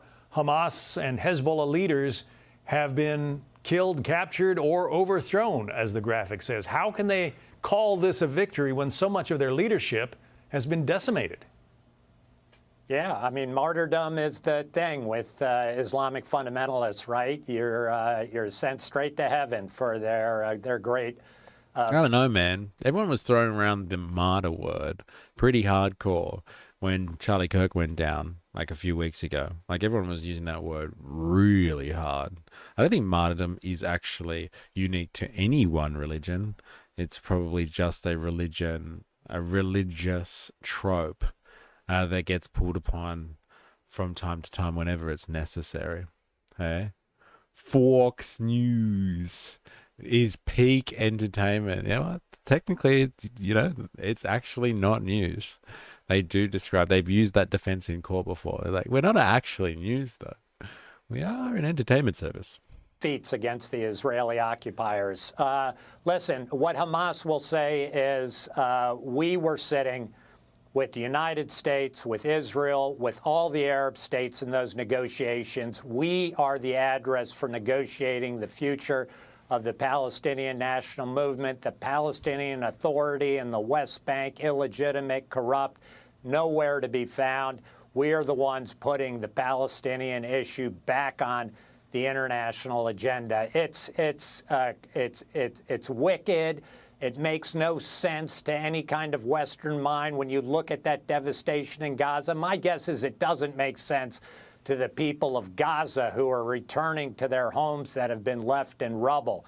But this is the narrative they're crafting, and it speaks to the challenge that the disarmament of Hamas, which is supposed to be in phase 2 of this plan, that's where really the rubber's going to meet the road. to see whether the United States, Israel, and our Arab allies can really get the job done in implementing the rest of this plan. Yeah, Eli Sharabi is one of the Israeli hostages who spent more than a year and a half in captivity. Eli says that Hamas said that they are coming back. Listen. I had many conversations with them, and in each conversation, they repeat, first of all, they will come back on 2026, 2027, 24, 28, as much as it takes, and they come back to Israel and kill all of us. They're going to come back to Israel and kill all of us. It doesn't sound like many minds have been changed within Hamas. What do they want? I thought this was a ceasefire, not a indoctrination campaign where they like changing the minds of Hamas so they can somehow see the light and want to never wage war on Israel ever again. Because I'm pretty sure that's the same conversation on the other side. Like, it's been pretty explicit, actually, that they do want to wipe the earth clean of people that have been settling in the Gaza Strip. Right? They just want to get rid of them. Wow, Sky News is so much better than this guy. At least be funny when you're feeding me BS. Yeah, I guess so, right? Like, here's the hedging of the bets going on here. Hamas have returned. They're being violent. Anyone who thinks they will disarm is not living in reality. Like, anyone who thinks that this ceasefire is a peace deal and it's good for, like, this is the exact same conversation that's happening on both sides of the aisle on this one. Anyone who thinks this is a real peace deal and it's good for the Palestinians is not living in reality. You can't cure a rabid dog. You have to put them down. Savage. This is not a peace treaty. It's merely a temporary ceasefire. Well, when they're insightful, goddamn, they're insightful. Even a blind man could have predicted this. Never negotiate with terrorists. Interesting. What happens when they've got hostages? You got to do something. I thought that's the point of all this. How are Hamas getting cell reception in those tunnels? I can't even call 000 in Australia with Optus. I actually bet Hamas have better internet than us as well. Probably most of the world, man, has better internet than Australia does. Working people can smell BS. Yeah, not one joke cracked. Poor quality. I know, right? It is poor. It's so much for entertainment. Hamas will just continue doing the same thing all over again. Like, insert. Israel will just continue doing the same thing over and over again. Like, this is, I guess, the culture war on this one. It is, like, as Jerry Poppins has been saying, it's the grand theory of Jerry Poppins. It's like, Israel bad, Hamas bad, hard for people to reconcile. Do people even care about the Palestinians? Like, the people. Yeah, it's hard for people to reconcile that thing, hey? Hamas is evil. They are terrorists. But the Israelis have been killing children. And people don't like killing children. Terrorists, children killer, terrorists, children killer. Like, how do you resolve that? Just tell me what to think, man. I'm trying to tell you what to think. You idiots aren't listening. Consume better. All right, let's have a look to see. Israeli family, maybe. Exhausted. Let's check this out. I did want to find what Al Jazeera had to say about this. Yeah, let's get an Al Jazeera perspective, actually. I'd like to know what the Qataris think about this. Let's see what the Qataris think. Tell me what to think, Arabs. I'm sick of Western propaganda on both sides or any side. Tell me what to think. Palestinians across Gaza that were forcibly displaced by Israel's war are returning to their land, determined to reclaim what is left of their homes. But they're facing scenes of utter devastation. This is what it looks like. They're also facing a severe shortage of food, water, and shelter. I don't know, games or shows that you watch, and it's just like, the Earth stopped moving in 2050. And that's when everything stopped. Like, that's what it looks like, man. That's crazy, isn't it? and it's just on as far as the eye can see. They're also facing a severe shortage of food, water, and shelter. Neighborhoods that were once full of life were unrecognizable. Look at those kids. Could you imagine if that was your lot as a child? I'm just helping Dad move the rubble this weekend. Oh, okay, fair enough. Groper was here. Someone needs to nuke that whole area of Earth. Could Trump donate Israel a self-detonating nuclear device? I think Israel's already got their own stuff, man. According to America, you're a terrorist. So question who's calling Hamas terrorists, because it's the same people.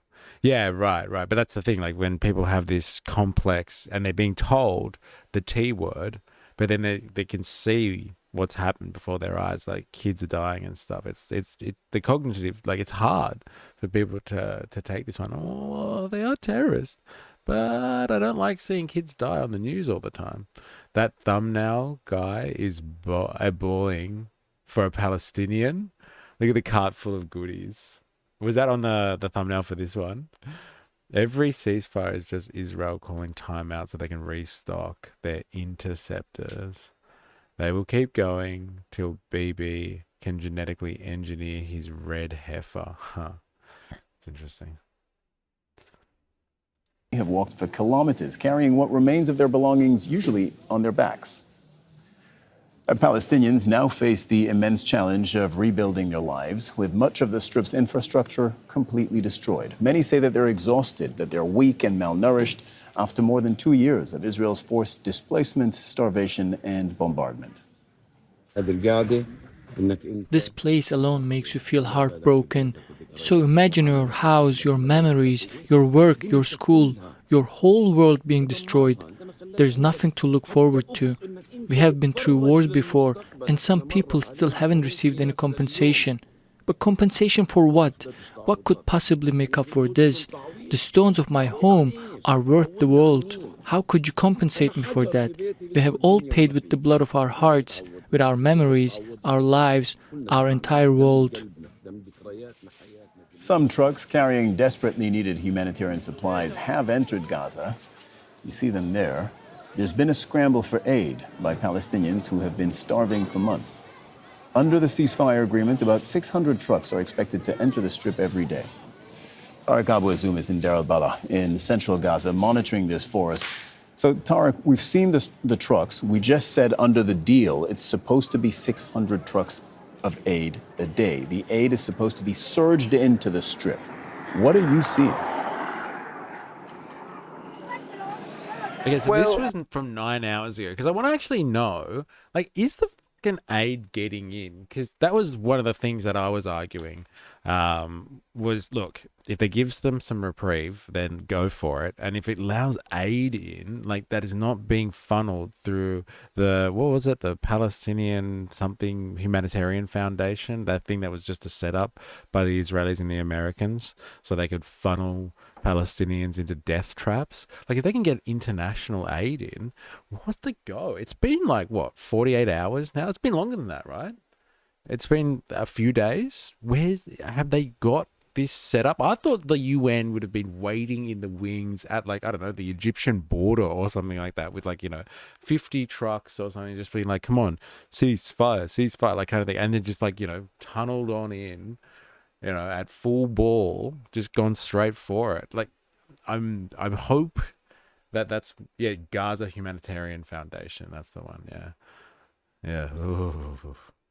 Like, I thought they would have just been all over this like a rash, ready to go. They've been talking about it for long enough. Is he wearing a Nike camo top? Looks like highly funded by Qatar, Hamas, if you ask me.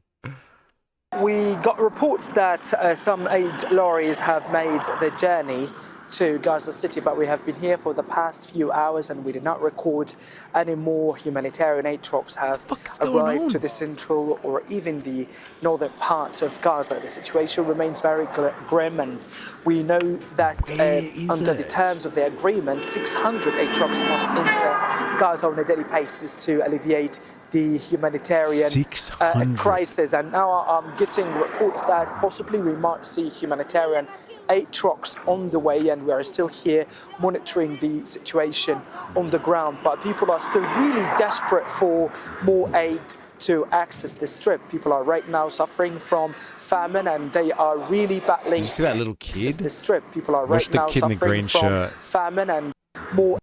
Watch the kid in the green shirt.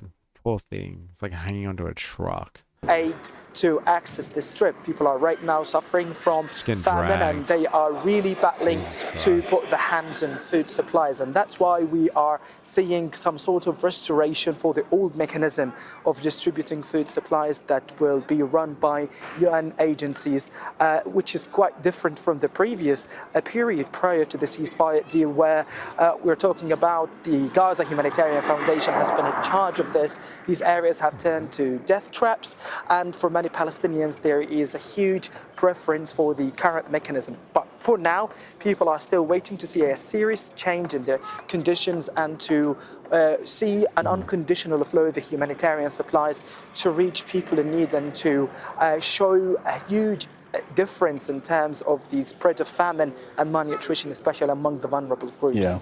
Tariq, as you wait, and as more than 2 million Palestinians wait for more aid, and I'll just remind our viewers here that there is currently famine in the Gaza Strip, officially declared by the United Nations. Lies. We've watched the Sky News report. They said that it was false, or it was all lies. It was all made up. There's no famine and there's no genocide. The UN doesn't know what they're fucking talking about. Assholes. No. The words have been spoken, and that's just as good as actually doing it. They've already received praise for a ceasefire and aid efforts, so why actually do it? You know what? That's unfortunately not a bad assessment of the situation, right? Everyone's been clapping, patting themselves on the back, and been like, hey, you know, like, we did it. We got there, you know? But like, where's the fucking aid then? It's a shame to see what Hamas has done. Hopefully Israel wipes them out before they can do more harm to either side. Now, it's going to be difficult, Professor Pogo, because they did actually say that there was going to be a ceasefire. So it's going to be difficult to wipe out Hamas within the limits of the yellow line anyway. But, you know, stranger things have happened. Are you finding the basics for sustenance, like food and water? Where are you finding those things right now? Good question. How did this guy get fed? Well, what people are fighting, simply put, is devastation. Families have returned and are still returning back to Gaza City to reclaim what's left of their homes, or at least the memory of them. People say that there is no functioning infrastructure.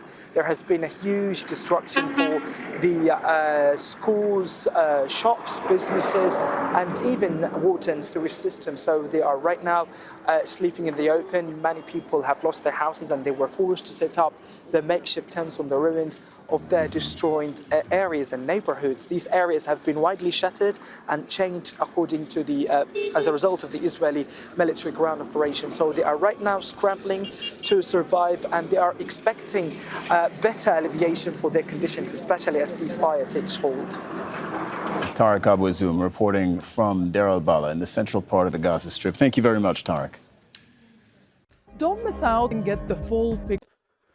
Yeah, thanks, Tariq. Fuck. Bleak stuff.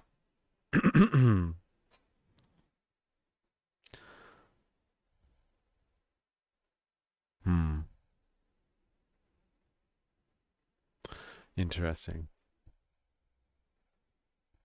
It definitely lies. It's definitely lies. Israelis are just champions of the intermittent fasting diet and want the Palestinians to get the benefits. Benefits of intermittent fasting. Oh my God. Sounds awful.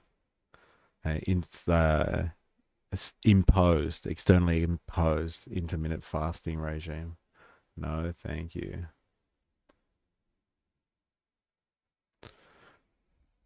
Why do they call it Israel's war on Gaza when Hamas called it the Al-Aqsa flood and celebrated starting this conflict? Could it be Al Jazeera is just Hamas propaganda? Yes. Yes, it is. You're always strongest people in all over the centuries. I don't know what that is.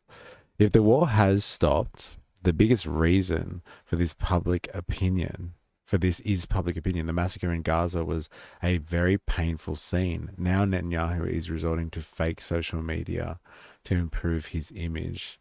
He's got a lot of damage control to do with his image there, man. Very, very much so. Good luck. All right, I want to see this because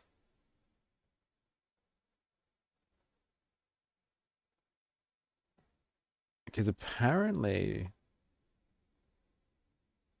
oh God, it's Sky News, but like I guess we're gonna have to do it because Trump has landed in. Oh, maybe not a Sky News one. Let's get another one. So Trump's landed, I think, in Israel or something like that.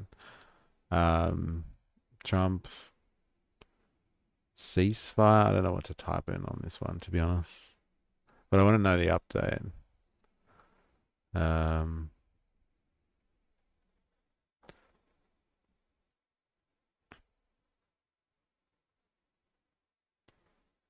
Before he departs from Israel. So he's not in Israel yet? Is that right? Then am I reading that right? Maybe not then. Palestinians. I'm going to have to go to Sky News for this, I guess.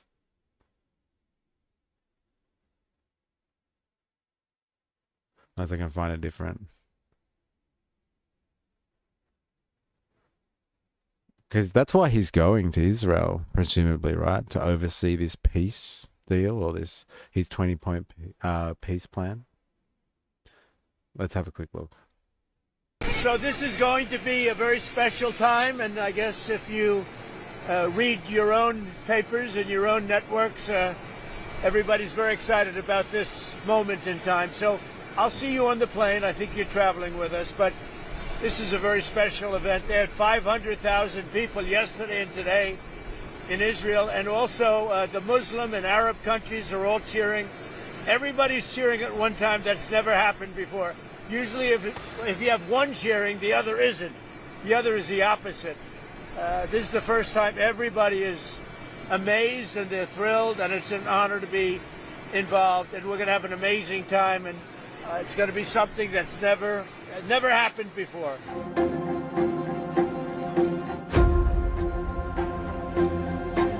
Okay, so he's only just moving over. But like, what is he gonna do there? Rekran, hey, welcome to the stream. How you going? If I had a dime for every time it's never happened before, I'd be a rich man. Yeah, I know, right? It's never happened before. We've never seen it. We've never seen the likes of it before. It's crazy. I'm out. Might check in a little later. I've got a full day of yelling racial slurs at poor people to get to. Birds aren't real, baby. Good luck, Jerry Poppins. I hope your afternoon is very constructive then. Sorry, productive. Maybe not constructive. Good luck. Okay, so he's just on the way. That's all that's happening. But why is he going there? Let's find a source on this, shall we? I'm going to get my research assistant out. Rekran. No, is it Wekran? Am I saying that? Trump is the best content creator on the planet. I don't think you can really argue with that. He definitely, if he's not content creating specifically, he's the inspiration for so much content, right? He's such a wealth of content, that guy. Like, where would the media be without Donald Trump these days? Eh? Where would the woke establishment be without Trump? Eh? They'd be boring. That's for sure. All right, let's ask. Why is Trump on the way to Israel right now? And what does this have to do with the 20-point peace plan?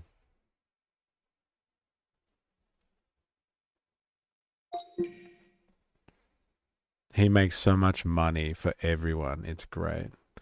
He is good for the economy in that regard. I'll give you that. Astute observations there. Not going to argue with that. He's heading to Israel and Egypt now in connection with the US brokered ceasefire hostage exchange deal to push forward what his administration calls the 20-point peace plan for Gaza and the Israel-Hamas conflict. That's from AP News. The ceasefire has been reached, or at least partially implemented, between Israel and Hamas after 2 years of conflict. Trump plans to meet with freed hostages. It's good. Some good PR there, right? Thank you, Trump. Thank you. Right, it's one of those. Okay, addresses Israel's parliament and co-hosts a peace summit with Sharm el-Sheikh, who's Egypt, to consolidate support among Arab and international leaders and press for implementation. Man, he's loving this, isn't he? He'd be absolutely loving this. Just traveling around being like, I'm the guy who did it. I brought peace to the Middle East. The summit is meant to build momentum and legitimacy around the plan's next phases, especially governance, security, humanitarian assistance, and reconstruction. The timing is also symbolic. Trump wants to be seen as a central diplomatic actor in bringing a breakthrough in the conflict. Yeah, we know about the plan. Politico. The war is over. What to watch for as Trump heads to Israel.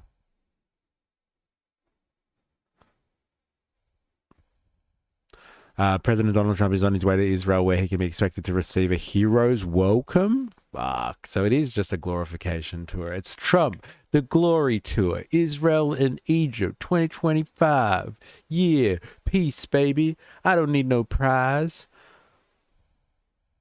This is going to be a very special time, Trump said in Sunday before boarding Air Force One.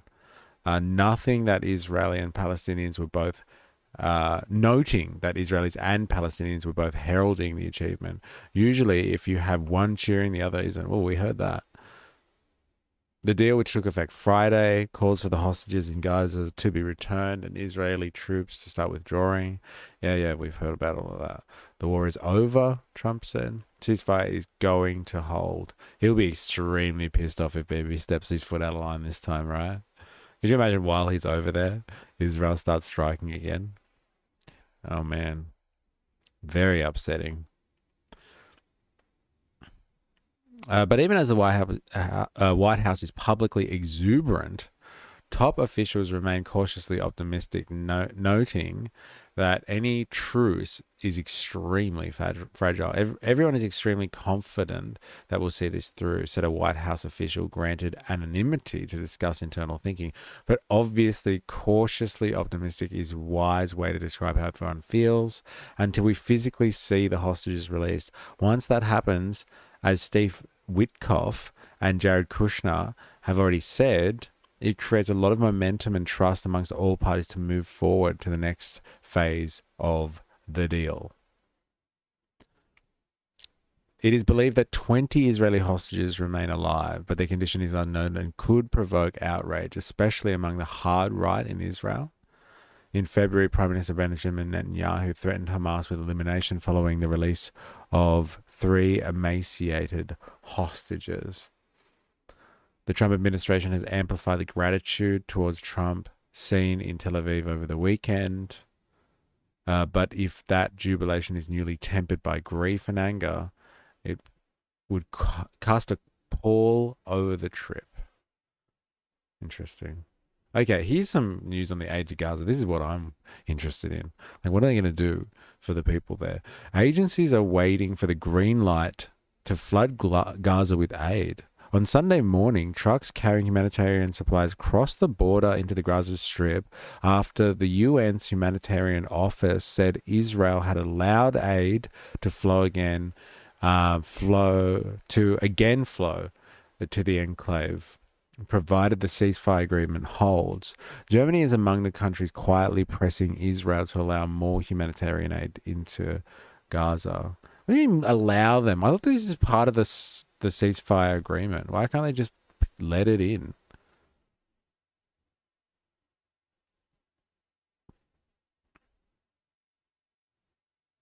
American troops. The Trump administration is deploying roughly 200 troops to support the peace effort in Gaza and monitor the ceasefire. Trump hasn't stated publicly exactly what their role will be and for how long they might be in Israel. The administration has made it clear that there will be no boots on the ground in Gaza. They're going to monitor the terms of the ceasefire, Vice President J.D. Vance said on Sunday. That's everything from ensuring that the Israeli troops are at the agreed upon line, ensuring that Hamas is not attacking innocent Israelis, doing everything that we can to ensure the peace that we've created, actually sustains and endures. Okay? But the idea that we're going to have troops on the ground in Israel, in Gaza, in Israel, that's not our intention. They don't want to send in the troops. We're just going to watch how things go. See how that goes, shall we? Interesting. Oh, that's the situation, it seems. I thought they were allowing aid, but Hamas was stealing it all. Stealing it all, eating it, selling it back to the Palestinians at inflated prices. I've read your bio. What movement are you starting? It's a really good question, and I'm glad you asked. If you hang around, you might find out. But it is a movement for working people. It's a revolutionary movement too. It's one that acknowledges the ails of the economic mode of production that we have going at the moment.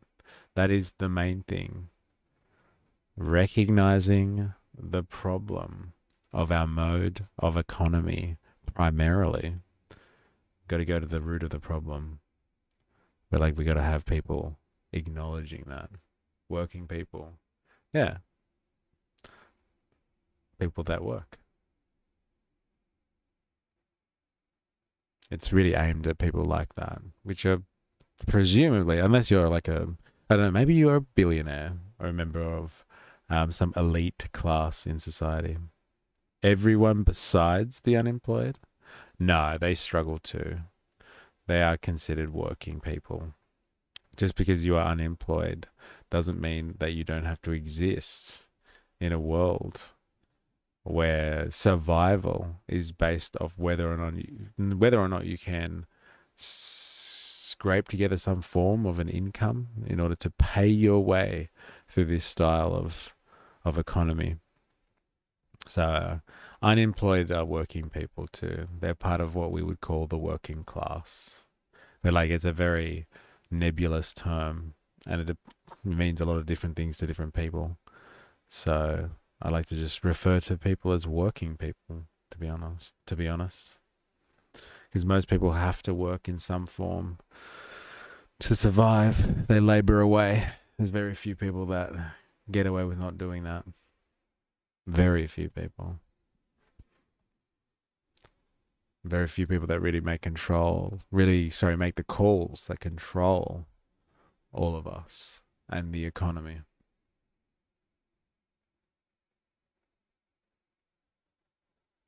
All right. Now we've got a special piece. I don't normally go there. Not rage baiting or anything, but employers work too in many cases. If you're talking about management and stuff like that, yeah, they do. You're right. They do. That's why it's nebulous. But there is a distinction I would like to make. And I like to talk or think about things in terms of not analyzing or understanding politics, which is something that is obviously important. I think whether people think it's boring or not, and most people probably do and they stay away from it. But like, you've got to analyze politics not in the traditional sense or the curated sense that we have in the modern world, which is left versus right, and where people sit on the spectrum between what the left and the right have to say about an issue. I would describe that as things like, that's the culture wars, and how we ideologically understand the world, and what makes us kind of angry or upset or emboldened, impassioned. Try not to think of politics in those terms, which is set for us, but like, think of it in terms of up and down. So people that control the economy and control the politics of the world, how things actually operate, and those who are in the great mass of people at the bottom that really don't have a say in anything, the economy, in politics, and they are looking to survive. Those are the people that generally are working, even if they are paid well, and like, are employers, like in management or something like that. They still definitely have really no input on how the economy works, how politics works, nationally, globally, what have you. They're like, yeah. I failed 3 startups. Finally, the 4th is working. I'm 29. I have a 9 to 5. Having a 9 to 5 endlessly easier than creating jobs, in my opinion. Yeah, look, I guess I'm like you as well. I'm self-employed. So I know what you're saying. It's definitely easier just to work for somebody else, 9 to 5. Doesn't mean you're not working. You are working, I'd say.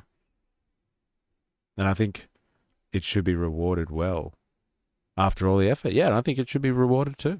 I think you should be rewarded for your efforts. And in a few years, I won't work at all. Well, good luck to you. Hope that works for you. Good luck to you.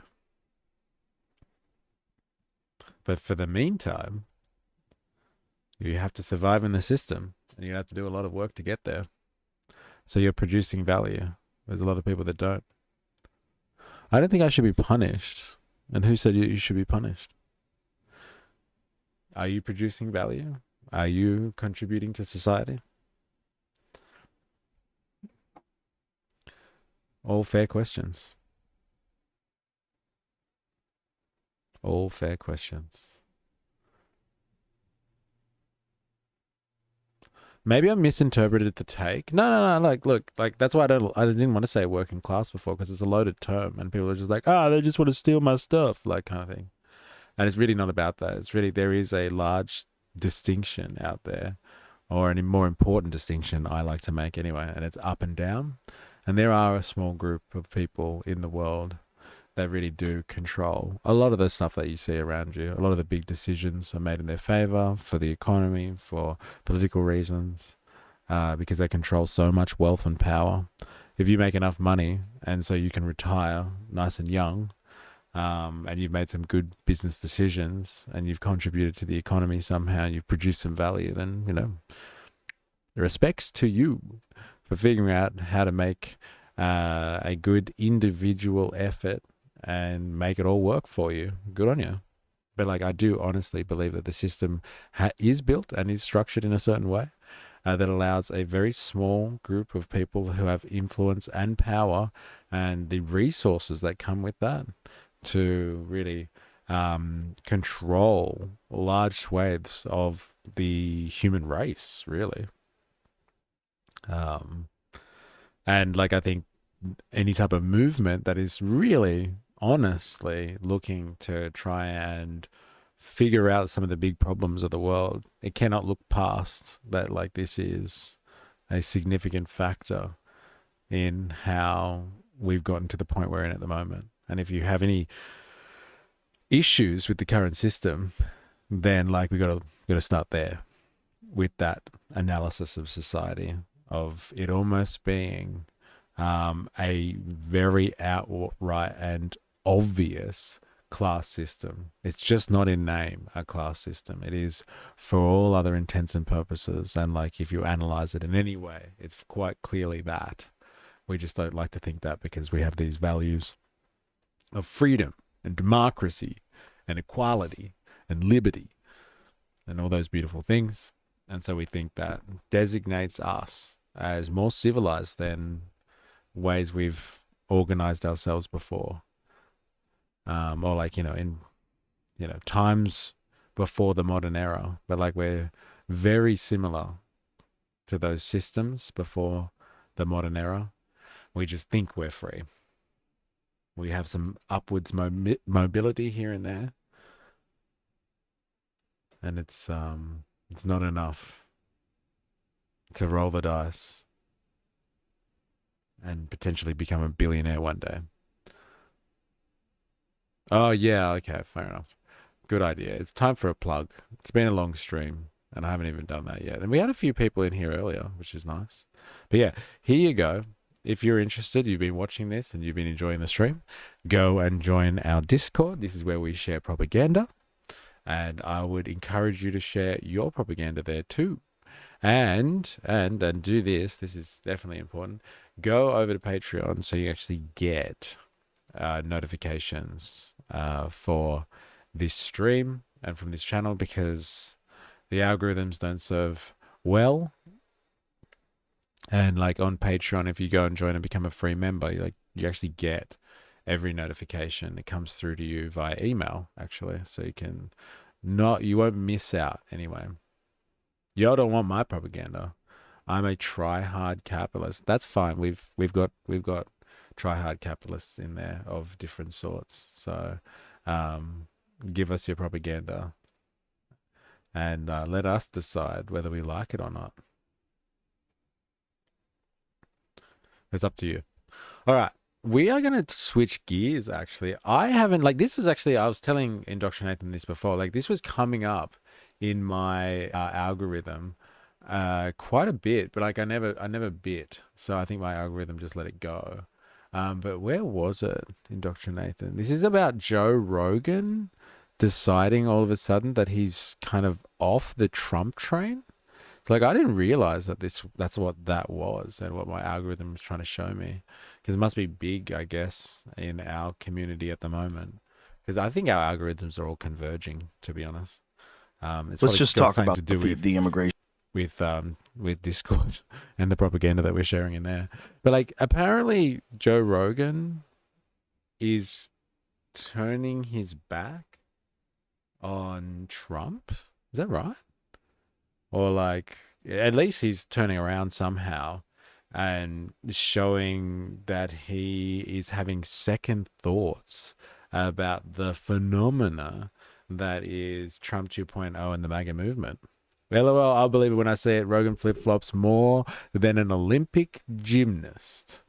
Such a bad take from him, in my opinion. Okay, so everyone's across this then. Everyone's seen this. All right, well, I'm going to watch it. Then you can tell me your thoughts in the comments. But apparently this is big news, man. Joe Rogan, he's changed his ideas.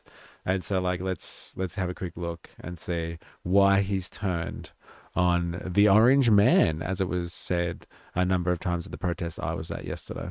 Let's just talk about the immigration thing. The way it looks is horrific. When you're just arresting people in front of their kids and just normal, regular people that have been here for 20 years, that everybody who has a heart can't get along with that. No. Everybody who has a heart sees that and goes, that can't be right. That can't be right. That can't be the only way to do this. Right.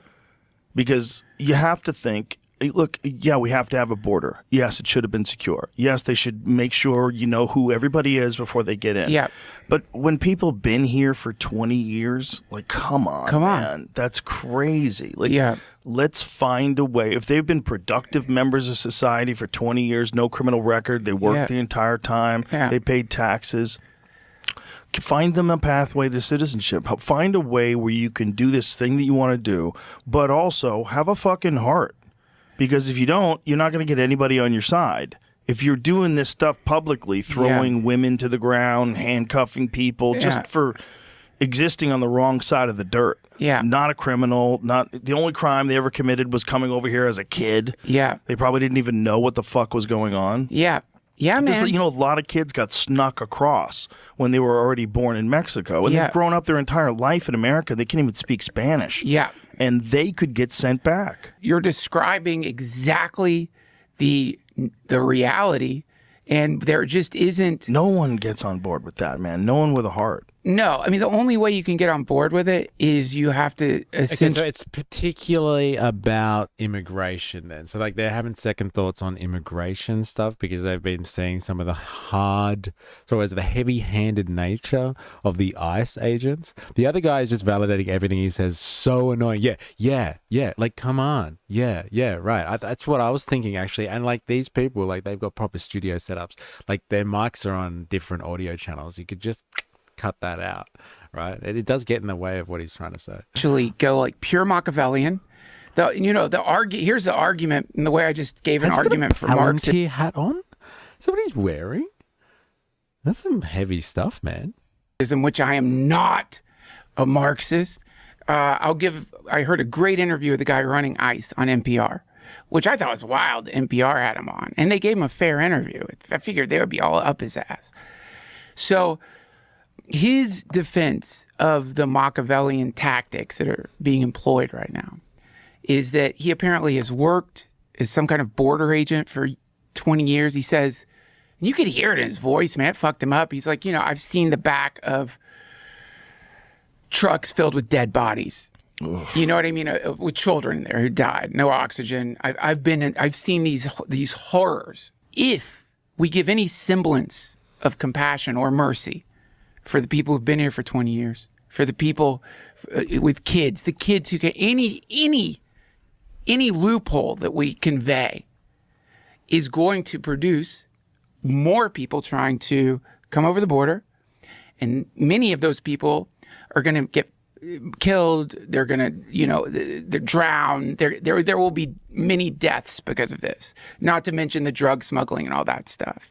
And so every time the NPR reporter would push back with the human rights compassion angle, his take is, yeah, but which do we pick? Which do we choose?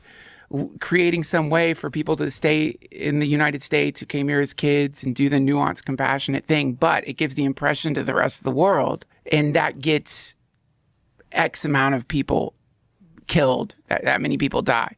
That was his take on it, which is why they're doing this. They're still going to have human trafficking, and if you've got a very closed border and you give amnesty, they're going to figure out a way to get people in. That was his people are going to die argument. doing it. When he was talking about like all the awful shit he's seen, and you hear it in his voice, you're like, okay, maybe I don't completely agree with your point of view, but I can understand where you're coming from there. And yet, when you see this in practice, when it's not an NPR interview, and you see the videos you've been seeing and everyone else has been seeing, then you realize sure, but there must be a way to do this that doesn't involve ripping parents out of their communities, away from their children, that doesn't involve actually removing people who've been contributing to society, to American society, from American society, sending people to other countries when they can't even speak the language. Yeah. I did not ever anticipate seeing that on TV on a regular basis. Me either, man. Me either. It's shocking. I really thought they were just going to go after the criminals. I really thought there was enough. I thought, famous last words. But I thought, because that's the thing, that's the big argument that's happening at the moment in the spectrum of people taking positions on whether or not this should be an enforceable issue or not. These are foreign. These are illegal aliens, they shouldn't be here. But how long have they been here for? Have they been contributing to your economy? Are they law-abiding citizens apart from the fact that they are illegal? Are they law-abiding citizens? The justification was at the start that they're going after criminals. These are violent rapists and gang bangers and all these types of undesirables. But they're not really just going after these people. What happened to that sentiment? What happened to that promise that they were going to make the streets safe again? It really does seem Like they've got quotas, thousands of arrests a day, and they're filling up concentration camps. Come on. To be honest, if you apply this logic to anything else, it doesn't work anymore. If I get caught with a crime after 20 years, probably I should be punished.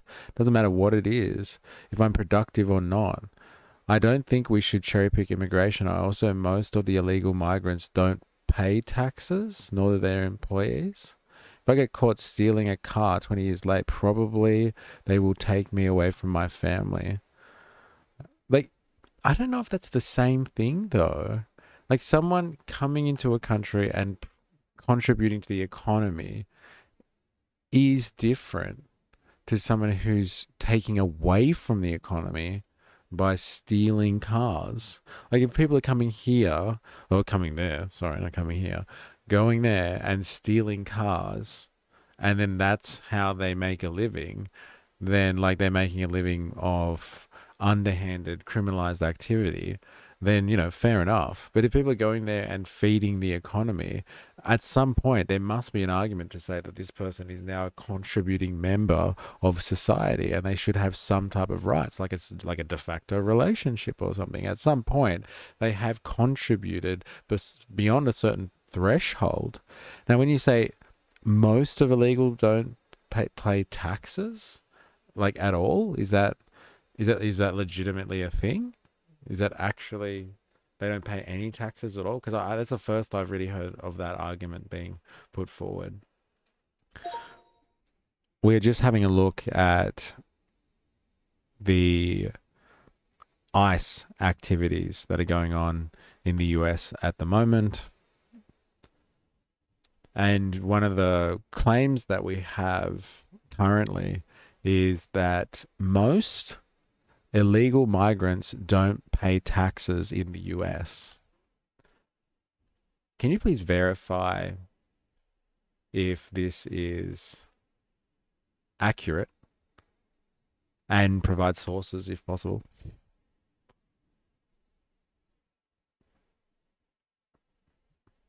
If you're wondering what we're doing, we have a research assistant and we try to get an understanding of how things go.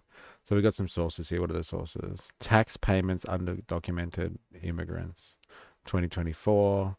It's all this ITPP. The taxpolicycenter.org, the American Immigration Council. All right,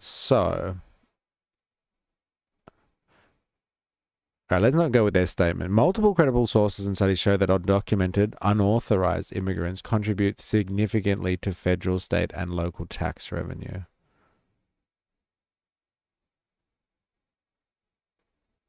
Thus, it's not true that most illegal immigrants pay. Many do, using mechanisms such as payroll withholding, individual taxpayer identification numbers, to file taxes even without a social security number, sales tax, property tax, rent incorporated. See, this is the thing. Like, I was surprised in America, in some places where I went to anyway, it really pissed me off that you'd see a price for something in a shop and they didn't have the sales tax in the price. That used to fucking piss me off so much. Because in Australia, you have to have the tax price for sales and all that sort of stuff is in the price. So you know what you're buying. But I used to hate having to adjust when I was scanning something. I was like, wait, what are you talking about? It's more than what I thought it was. They pay taxes other way. It's not just income taxes as well. And this all contributes to the economy. So I think it's a fair argument to say that if someone's been somewhere for 20 years, buying food, living somewhere, sending kids to school, whatever, if they're integrated in the economy, they've had an impact in the economy. And so like you would say in a de facto position, after a while, do you have certain rights just because you've been present? I think that's a fair call. If you've been there for less than a threshold period, under 5 years or something, you might be able to argue that there hasn't been enough time for you to prove and build up enough of a case to say that you belong here because you have integrated into the economy somehow, and you could deport people because they've been here for such a limited time. But after 20 years, you must have integrated and done something. Right? Immigrants don't pay taxes is a hollow argument. Okay, so you're used to this line of argumentation. Fair enough. I haven't really seen that one before. This is what I was telling you before Friday. The fracturing is getting real deep in the States. Yeah. That immigrants not paying taxes is absolute BS. I will testify to that person. I will testify, damn it. I'm not saying they don't pay taxes at all, but they don't pay the same amount as I do, for example. If they are not legal immigrants, they can't work legally. They work under the table. The tax is not paid. Am I wrong? Well, apparently there are other ways for them to pay tax. There is payroll withholding. There is individual taxpayer identification numbers that they can use even without social security numbers. And there are other types of taxes that they pay. But like, I don't know, you might be right. I'm not a tax expert on this one. Yeah, it's garbage argument used by right-wing propaganda. Okay, fair enough. There you go. Mexicans working outside Bed Bath & Beyond properly pay tax overall than a lot of the CEOs in America. That's hilarious. Very good. Very good. You win. That's the comment of the day. Pay more than the CEOs in America. Yeah, and like massive multinational corporations. See, Weck Ran, if I'm saying your name right, this is the outrageous thing. Like, people are truly upset that people might not pay enough tax, right? Like, look at your neighbor, like compare yourself to the Joneses and be like, hey man, that guy doesn't pay tax. What an asshole. You know, like he owes the IRS $10,000, where like, you know, neck minute, you've got billionaires and like multinational corporations who get away with like reaping the economy for billions of dollars worth of taxes and stuff like that, or get tax cuts because they are ultra wealthy, and get away with goddamn murder, wreaking havoc, not just in your country, but like, you know, most of the countries around the world, one way or another. Let's go after the big corporates first, and the CEOs, and the bourgeoisie, and then we'll go after the goddamn illegals. Okay? Go after the little guy after we go after the big guy. That's not a bad point, Dilemmas. $20K for a skilled residency, double it for a partner. Sales tax, property tax, rent, etc. is paid by the rest of the people too. Yeah, but like I thought the original claim was like these people, most don't pay any tax. Unless you specified and said income tax. Also, most of the illegal migrants don't pay taxes. Oh, and then you said nor their employers, so you're just speaking about income tax. Fair enough. I got 3 citizenships using 3 systems to avoid taxes legally. I think playing the game is not bad. Well, like that's the same thing as illegals then, right? They've got in, they've integrated in the system, they're playing it in the economy. That's the same type of logic. It's just the flick of a pen, right? For something to be illegal, and then be considered legal, and the other direction, just a flick of a pen for something to be legal and now illegal. So like when people are, you know, craftily avoiding taxes, that changes really fast. UK allows 12.5K tax free, for example. Yeah, in Australia we have a 20K threshold for that.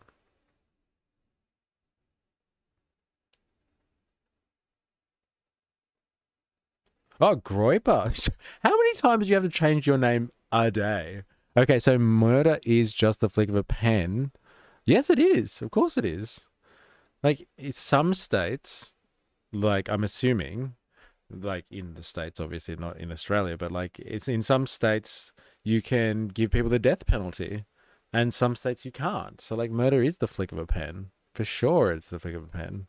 It's really a moral compass and where people sit on taking somebody else's life. If the state does it, it's acceptable. But when other people do it to each other, it's not acceptable. The two are not the same, though. What? Avoiding tax and being an illegal or an undocumented person. I don't know, man.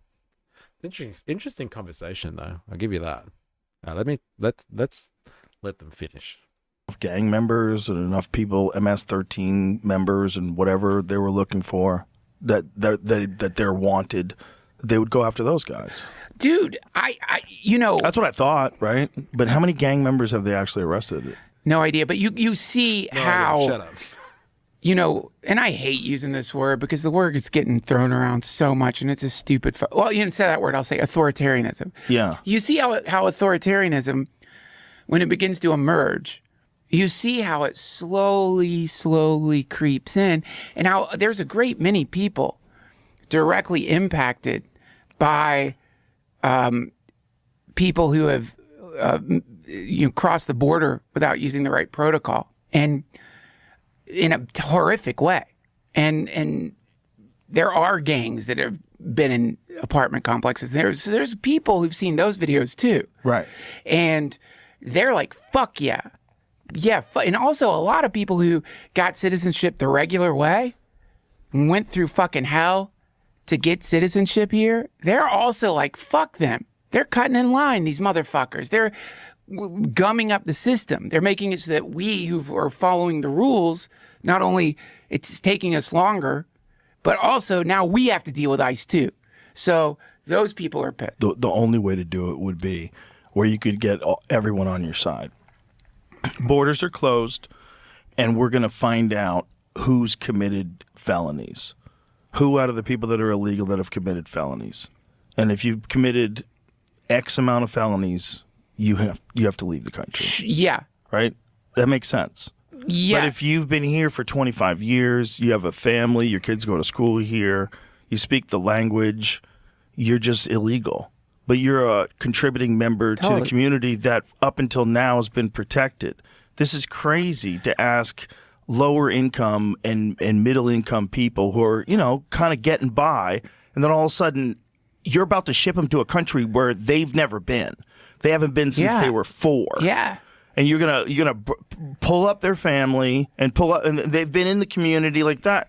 That shows no heart. And that's the problem. Like, you're not going to get any reasonable people to want to go along with that. Any kind person would look at that and go, this can't be the only way to do this. Damn right. Damn right. What type of accent is that guy with the Palantir hat? He's got a Palantir hat on, right? Or is that something else that I've missed? Why even have laws then, if it's just a flick of a pen? Good fucking question. But, like, you don't think that that's how laws come into practice? Like, laws literally come in because somebody has decided that they will make a law, and so then they sign that in. It's like, it's literally the flick of a pen. And, like, if they don't like that, they just take it away again. Like, it happens all of the time. That's exactly what laws are. They are just decided upon rules by someone with the authority to grant those rules.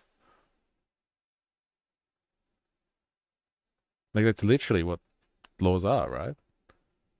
Somebody signs something in, whether it's through a legislative body like a government, a parliament, or it's done through the courts, and it changes like precedent over time.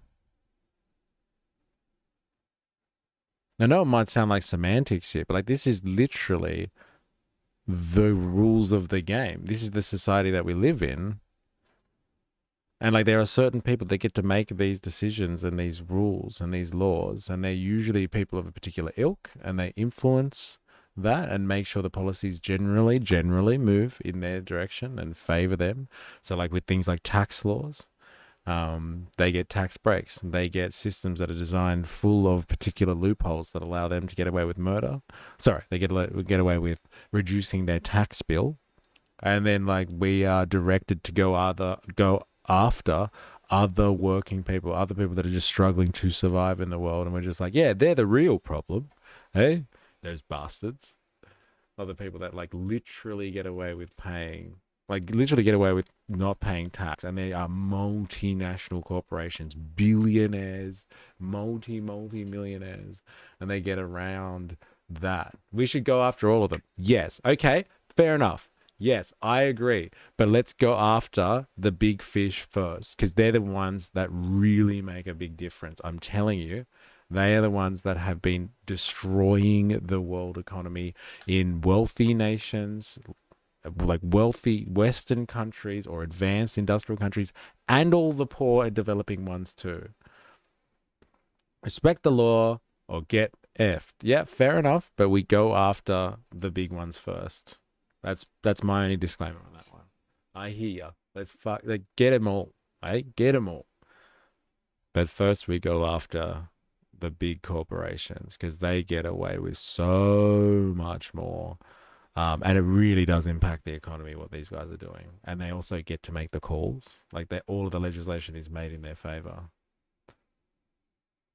Once they decide that they need some more migrants or they need some more, you know, underclass workers in the society, they'll just change policy. Like, look what happened straight away. What was the first thing that like Musk and Trump did when they started cracking down on immigration? Like, right, one of the first things they did in Trump 2.0 was they were like, yeah, we're going to make America great again. We're going to go after all these illegals and we're going to cut migration and we're going to give jobs to Americans. It's America first. And the first thing they did was change some H something visa rules so Musk and all the Silicon Valley people could have the high skilled workers from India, Bangladesh, China, all of these places that have a lot of kids that are really savvy with the technology and like the Americans don't have the skills for on the large numbers anyway.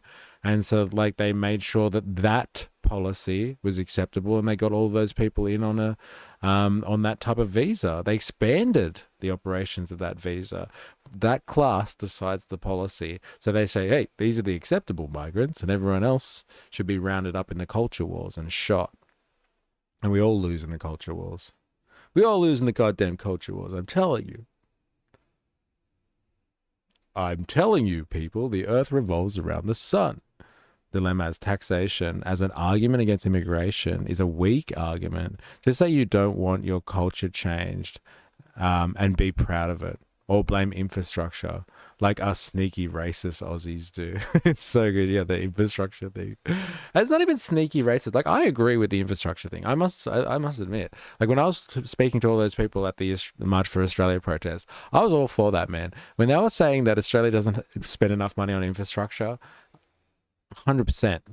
Our infrastructure is, you know, from like the 60s and the 70s, from a golden era, you know, post-war. And then we started to get like wealthier. And like maybe you could say the 80s, but like, you know, there was a golden time after the war. And like we really haven't improved our infrastructure much. Like really? And like the only times we do is through like public-private partnerships. And so the private sector's there with its hand out and wants all the contracts.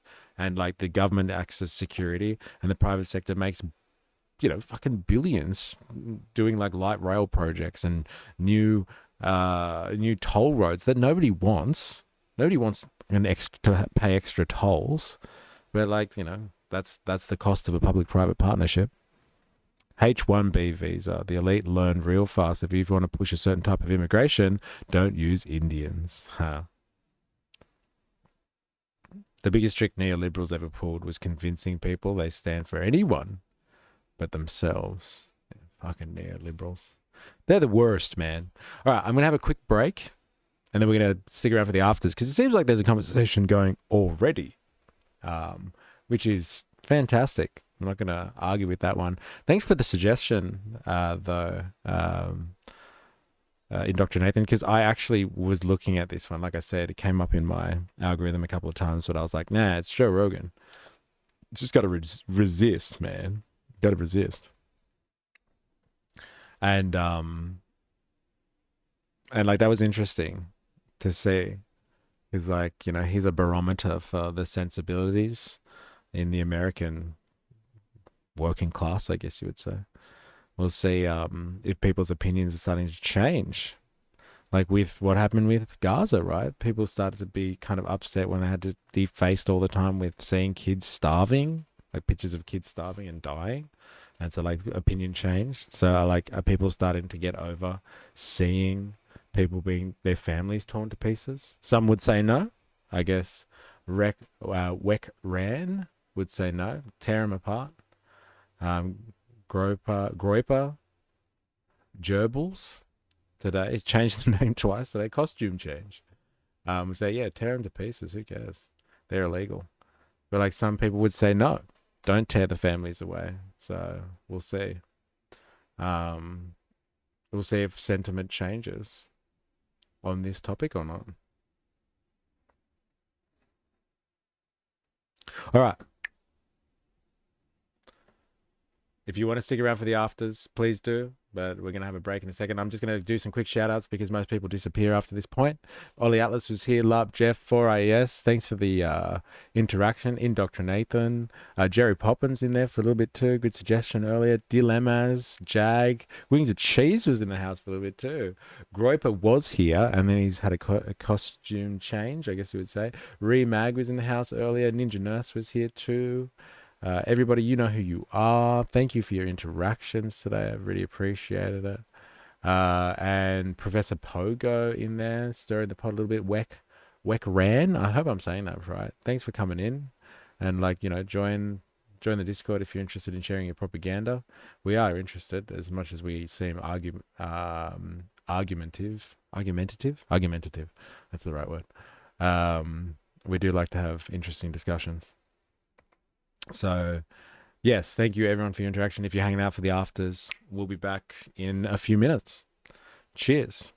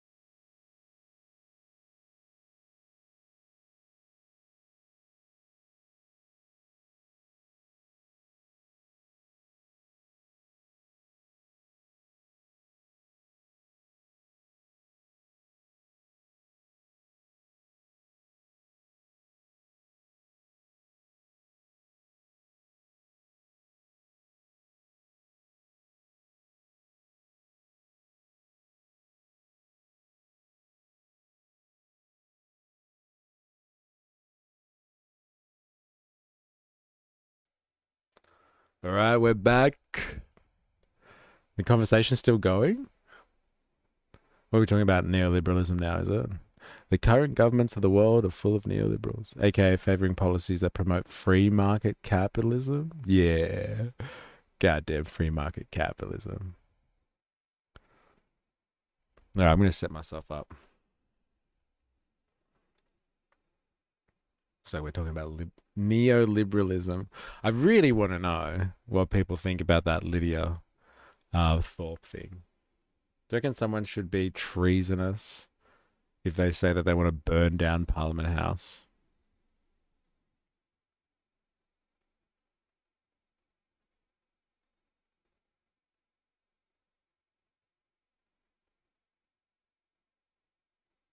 You know, guys, I think no matter your belief, left, right, or center, we can still agree on one thing. What's that? ... My God, the suspense is killing me.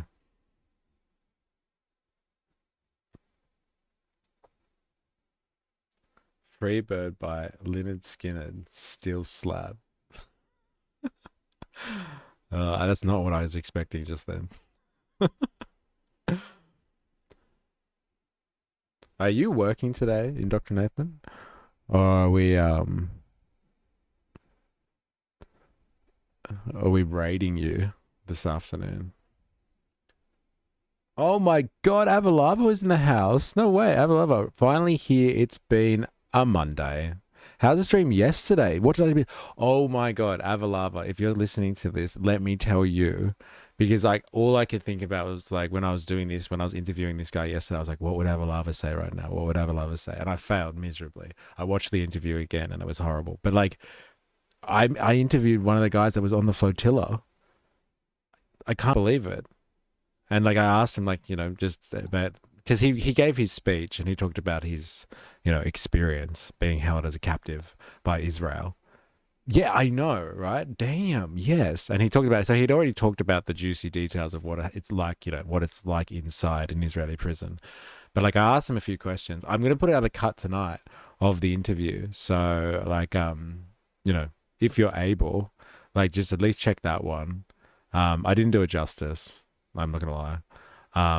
But like, you know, just maybe check that out. Because, yeah, I met a dude that was on the Australian, representing Australia, I guess, in the flotilla. And like he said he was really calm and a really nice guy. He seemed like really gentle dude, like especially for what he'd just been through.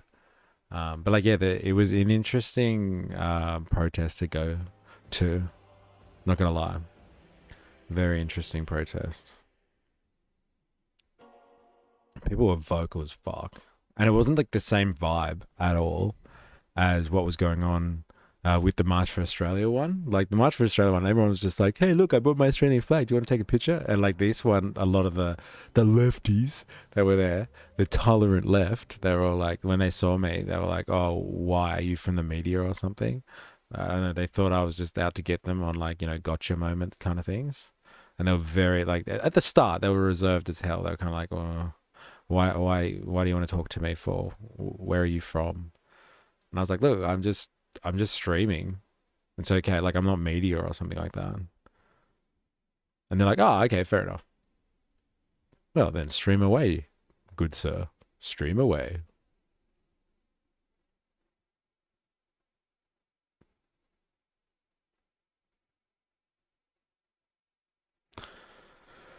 All right. Let us. Can I ask you, Wekran? Is it Wekran? Wekran? Do you actually believe that neoliberal policies only? I'm honestly curious. It's Wekran, not Weekran. Okay, Wekran it is. Do you honestly believe that neoliberal policies promote the free market? Can you explain, like, just honestly, if you think that that's what it's all about, like allowing the free market to actually exist? Because I want to hit you up with like what's your thoughts about Milei in Argentina and what's going on there, because he's like a big, you know, free market proponent, but like more than happy, right? Here's the free market, right? More than happy to take $20 billion bailout from the American taxpayer because of his failed experiment in Argentina. If it was a free market and he had fucked up the economy, then let it die. See you later, right?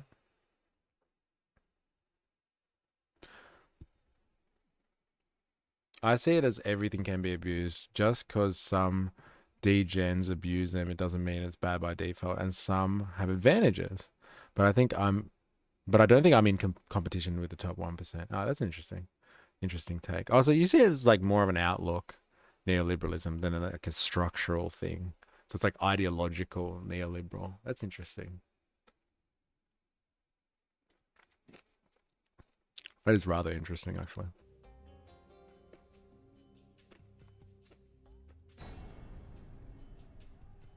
I'm keen for that. All good. We're all reporters. We are all reporters. Some of us just get an approved piece of paper, but we all start somewhere. You were streaming? Yeah, I streamed yesterday. It was a completely impromptu. And I was streaming on the main channel, like on YouTube. I had to do it from my phone, and I don't have it set up for like Twitch, and like I can't restream to multiple locations from my phone. Was this on your main streaming channel? Does that mean you're mainstreaming it? Yeah, I was mainstreaming yesterday. That's fucking hilarious. How dare you call me a mainstreamer? Eh? Streaming off my phone. I see what you did there. Oh, bro, you missed as well today. Like, this was your stream. We covered Gaza a lot. I'm assuming you're all over what's going on in Gaza. And people like returning, like in the hundreds of thousands, to the Gaza Strip. Antor 7. Hello, everyone. Hello. Welcome. I think I've seen your name before, Antor 7. Let us know. Are you a repeat offender? Back on the stream. This is afters, by the way, if anyone's wondering what's going on. So, like, we just chat. We're just chatting. And I play Rome Total War as the imperialist that I am. Bring on the empire, bro. If we're going to have empires, right, let's make it a Roman Empire. A bit of slavery. Slave economic mode of production. That's where it's at.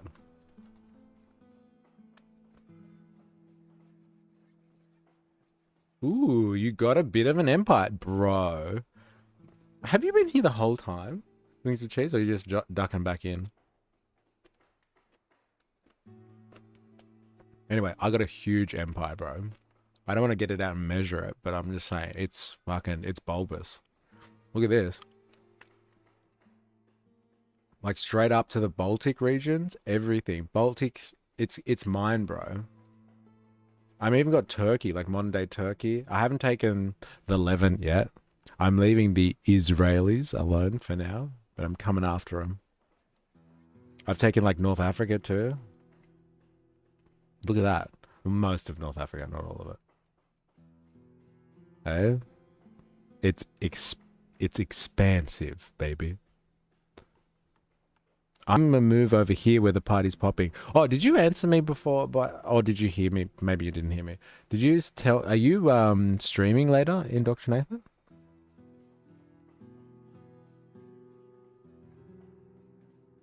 Oh, what happened? Did I miss something on Twitch? Jag gifted a tier 1 sub to Wekrin.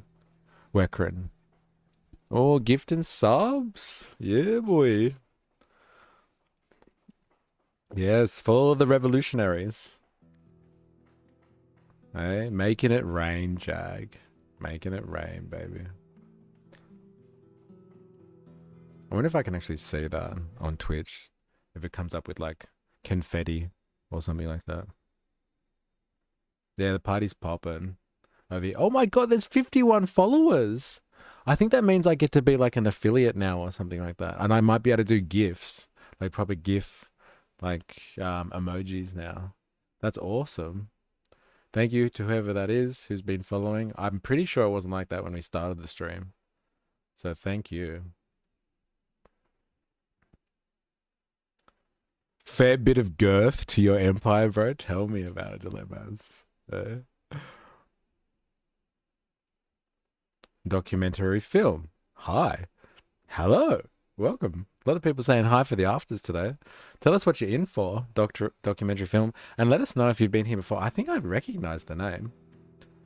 If you're here for the chills and for the afters, let us know. Building, building, building, building. Nothing building there. Why not?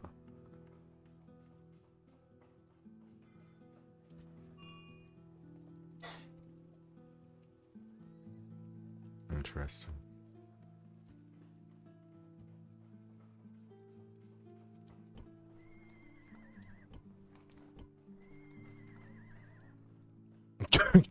We could have a pic of BB crying as an emoji. That's pretty hilarious, dude. Hi, already been. American 1992. What's the American 1992 reference? Oh, wait, are you giving us your location, your geography, and your age? So what does 1992 make you? Oh, you're a millennial, I guess, aren't you? Tax breaks is more liberal free market policy, and whilst I personally don't agree with that, I can see the logic behind it. If you trim that foliage at the top of your empire, it will look bigger. That's hilarious. That's hilarious. I'm working till like 4:35-ish. I'm going to try and stream tonight if anyone wants to join, but no promises. Okay, I will not be able to raid you, but I might be able to join later tonight. Oh, you're from the Middle East? Documentary film from the Middle East. Have we had people come in from the Middle East before? We had people come in from Nepal. Just trying to think. I don't know. Oh, are you here because of the title as well? I'm ex-military and Navy. Right. Yeah, did you join this stream because of the title? Because we were looking at like Gaza and we were overviewing all the protests that were happening in Sydney yesterday, or in Australia, the pro-Palestinian marches and stuff. Let me know. I would like to know more. Wings of cheese. I will forget. So can you remind me of the emoji of BB crying? That would be hilarious. No, you didn't join for that. Okay, fair enough. Oh, that's a massive assumption on my end then. Shot down in flames there. We've got semen on deck. Still got. Maybe we could have a bobcatter with the finger out as an emoji. No, we have to have him with his fist, just a bobcatter fist. Oh, I punch blokes for saying that. That's what we need.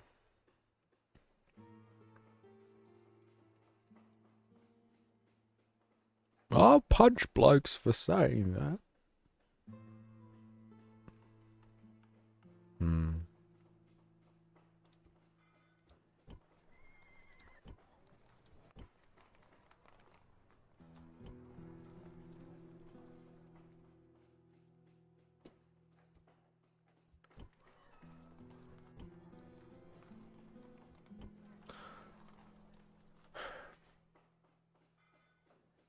This is your freedom. Think. What's my freedom? I'm all down for the philosophical stuff in the afters. I really want to know. Oh my god, Grand Tifa's in the house? Can the fist be clutching a kebab? Could you imagine? Eh? Or falafel or something like that? That would be hilarious. Eh? A kebab. This is not a kebab. This is a sausage roll. And I'll punch people in the face for thinking it's otherwise. I'm pissed off. So good.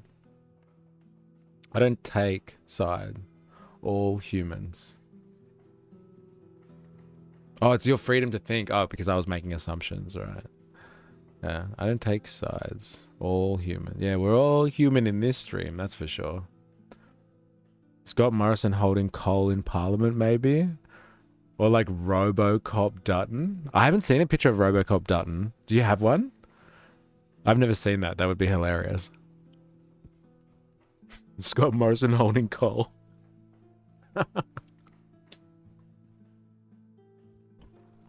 we're going to change this up so I can see the chat better. And play at the same time. Because everyone's interested in the girth of my empire. I'm talking to you, Dilemmas. You love a bit of girth, bro. I can't believe you got me twice in the stream and got me to read out stuff.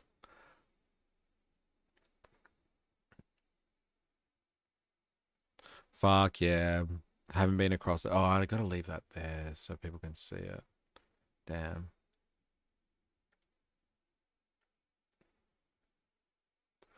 Haven't been across it though. I did see there was a deal. I was offline for most of the weekend. Yeah, my weekends are pretty much like that these days as well. Very offline on the weekends. It's good to touch grass. But yeah, there was a deal.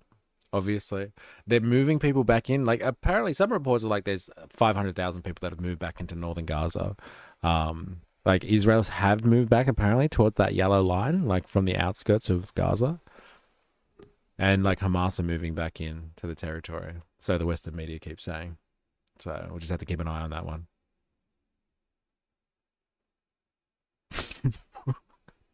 I know powerful people you don't know. Mystery is a surveillance capitalist AI experiment. Hey, you saw me in the real world yesterday. I was interacting with real world people.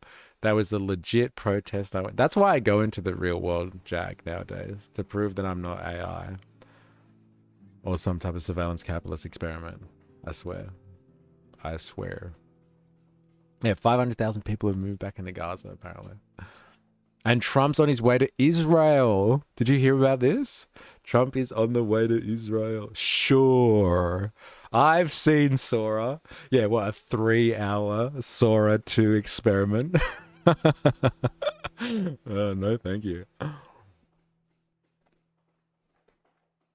Oh, Antor 7. Right, I got a political question for you. Israel's image has taken a hit recently. Do you think there's any way they can bounce back? I mean, after everything that happened in Gaza, because it is true that they committed genocide, and I heard they even hired social media influencers to polish up their image. Well, the rumors that I've heard about that is actually, like it's actually more to do with kind of particular politicians as well, like BB and maybe his political party within the Israeli government, I guess you would say, or parliament, are behind kind of paying for people. So I don't know if it's like across the board great Israeli kind of propaganda for all of Israel. It might be, but it may just have a political bent to it. But I know what you mean. Like, can they bounce back? But like, the question is like, bounce back to what? Like, if you ask, Palestinians about the Nakba and stuff like that, they would argue that, since, what is it, 1947, is it? Like, the Israeli state really is the terrorist organization that came in and kind of stole their land and displaced them. And so, like, if you're talking about, like, returning to, like, kind of a two-state solution, I think that's the best image that Israel could ever get away with on the world stage, is if both of them have a state in that land somehow, and they both have sovereignty and equal say in what goes on in that part of the world.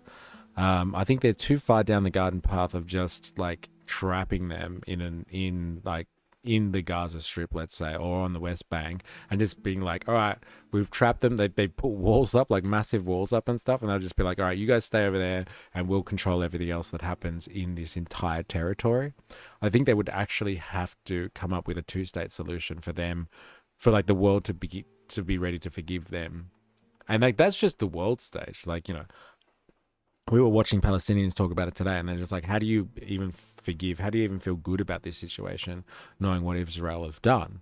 They've literally killed our children, our brothers, our sisters, our parents, our loved ones, our brethren. So can you really rectify that image from the Palestinian perspective? I think some Palestinians would say never in 1,000 million years, in the coldest, darkest depths of hell. But I think on a world stage, if they were able to be like, all right, fine, they can have self-determination and we can have a two-state solution, I think that would help their image. Like, don't you? I think that would help. I don't know if that, again, I don't know if that does anything for Palestinians, but I think that would help with their image massively, because that's what the world kind of expects, like people in the UN and all that sort of stuff. People do think that, all right, fine, Israel's wedged its way in there since, the late 40s, and so they have a right to, sovereignty and self-determination because they've muscled their way in. But that doesn't mean that no one else should have claim to that, like the Palestinians. So if they were able to pull off a two-state solution, I reckon people would forgive them. But it'd take some time, right? A bit of healing. But the sacrosanct way that Israel touts themselves as the moral authority for the entire world, even placing themselves above the Americans. I don't see them coming down off their out of their ivory towers to accept, one, Palestinian statehood, and two, that they're not completely justified in what they've been doing, to be honest. They have the right to exist, and they have the right to, defend themselves against Hamas, which is the narrative that has been non-stop now. So, you tell me if they can fix their image. I'd like to know. I would like to know more. Fun fact, E's man bun actually transmits our bio data back to Israel. You know it. Watch out. What do you think Hamas? Do you mean what do I think of Hamas? That's a great question.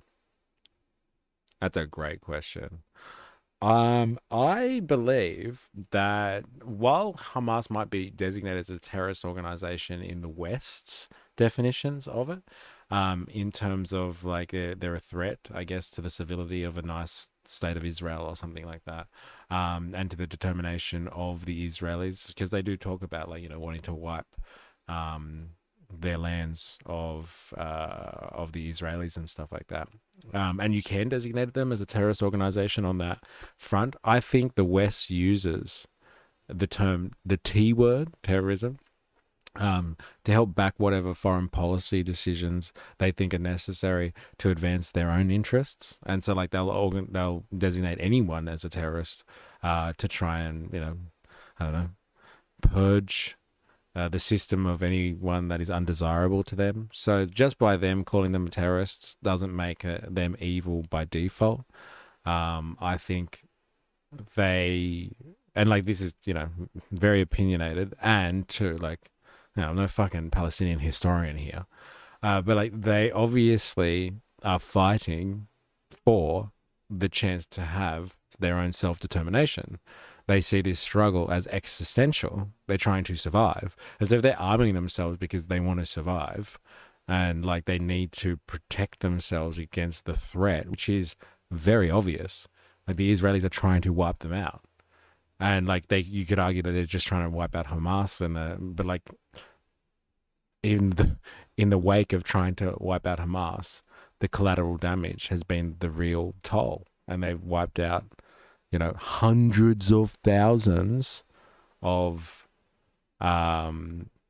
civilians, mostly children and women, caught in the crossfire trying to wipe out Hamas. So, I think them trying to defend themselves is fully justified. And so, I'm not one of those people that's just oh yeah, Israel bad, but Hamas, bad too. I think they're actually trying to defend themselves. So, it's a tough situation, and so is politics of this nature. Completely, it's really difficult kind of stuff, to be honest. If that's what you're asking. I can't tell documentary film. if that was actually the point of your question. No, yeah, in 10 years, boomers will be gone and all support will go with them. So man bun doesn't have snacks in it? So disappointed. Yeah, no, I can't keep food in here. I've tried. Don't get me wrong. Sometimes food gets caught in my beard at the moment. So, like, I get to relive the meal hours after. Wickrun. According to the UN, 83% of buildings destroyed or damaged. 81K people died out of 2 million. If Israel tried to eliminate them all or genocide them, how come the majority got warned with millions of flies, etc.? Serious question. Well, genocide isn't by the numbers, actually. Genocide is, I think, based on intent. And they have said multiple times that they intend to wipe them out. Or at least displace them from the territory, and like taking people and displacing them intentionally, wiping them out and stuff like that. It's not, a threshold in terms of like, oh wait, you've reached 90,000, you're technically a genocide. Ding, ding, ding, ding, ding. Like, I don't think it works like that. The intent is to kind of wipe the slate clean, and they did want to wipe these people from Gaza. They've said it all the time. They've said it multiple times. Like, you've heard Bibi say it. Yeah, the most recent number is 680,000. That's what we got. Integer. I've seen that name Integer before. Has it been a long time, Integer, that since you've been here? Flyers and letting them know goes against the intention of wiping them out. No, but like, that's the thing. Like, genocide isn't just about like how many people you kill. Genocide is also erasing a culture from the earth. So like, if they just say, okay, you got to go now, and like they wipe them out until they go, like that's part of genocide as well. And so like, if they only wiped out 10 people but they tried to erase their culture because they are Palestinian, that's genocide. So it's like what I said, it's like not really a numbers game exactly. It's not like, oh wow, you've hit 100,000, you're technically a genocide. Would you warn a population that you want to wipe? If you wanted to keep up international appearances, absolutely, and justify what you're doing, yes. Because like, I'm telling you now, if they didn't care too much about international appearances, they wouldn't have warned them in the first place. They would have just fucking wiped them out. So like, they did have to like at least give the impression that they were sticking to normal means. Now that's conspiratorial, and you could be like, well, they did drop the flies, so fuck you and your conspiracies, which would be fair enough. But like, if I was Israel, like, I would at least drop some flyers too and say like, we tried to tell them and they won't leave, so now we're just gonna wipe them out, like, kind of thing. I'm surprised that Israel agreed to pull out, says Abalava stream chat. I figured it was going to happen eventually. They don't have the balls to finish. Oh, come on. Don't put it past them, bro. Don't challenge them. They'll fucking do it. Who created Hamas? I don't know. Tell me, please. Not the CIA or something like that, is it? That'd be right. A lot of those freedom fighter groups around there are all somehow linked to foreign influence. Somebody's using somebody as a proxy. I believe the UN / the Palestinian records, not the media. I wouldn't trust the UN to watch my cats. Palestinian numbers are likely way underreported, and the numbers will drastically increase as they recover bodies from the rubble. And that's if they count them. But yeah, remember that thing that we read based on the experts that like do this type of accounting in war scenarios, and they were like, yeah, 680,000 is the number.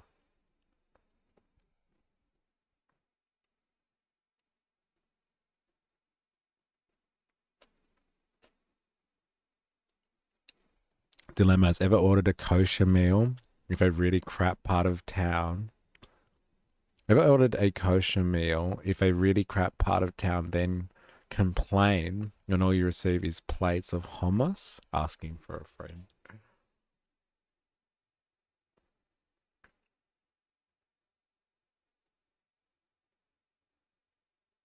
I have been off and on here. I'm Jericho IK, yes. I remember you used to spend a bit more time in the Twitch world, actually. Jericho, welcome, by the way.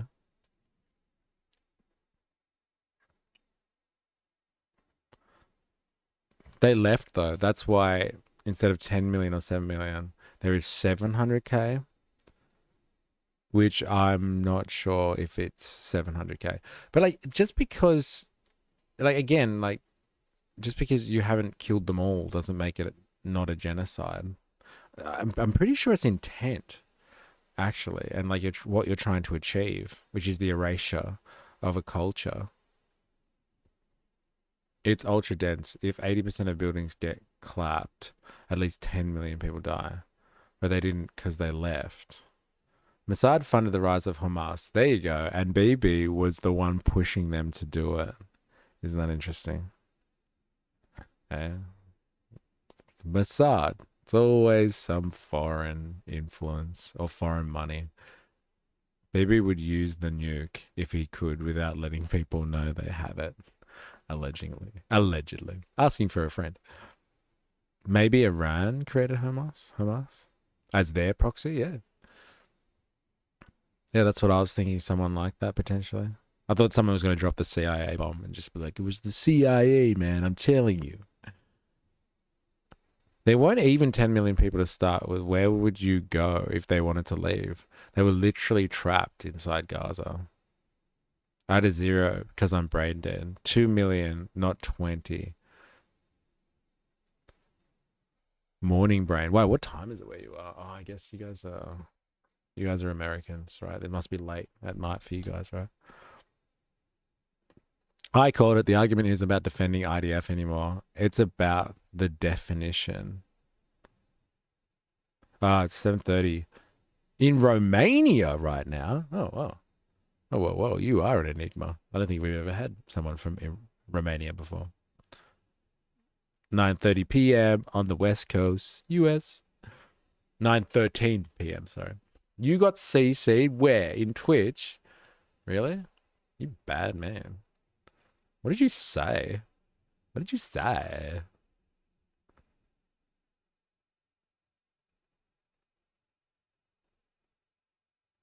Like, CC'd where? I can't see. Oh, wait. Ooh. Oh, you can't say ISIS? Wow. Ooh, Twitch won't let me say ISIS. What about Osiris? Osiris.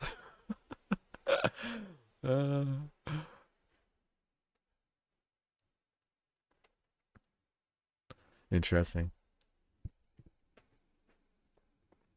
Man, I'm telling you, the chat part of these streams, it's going off these days.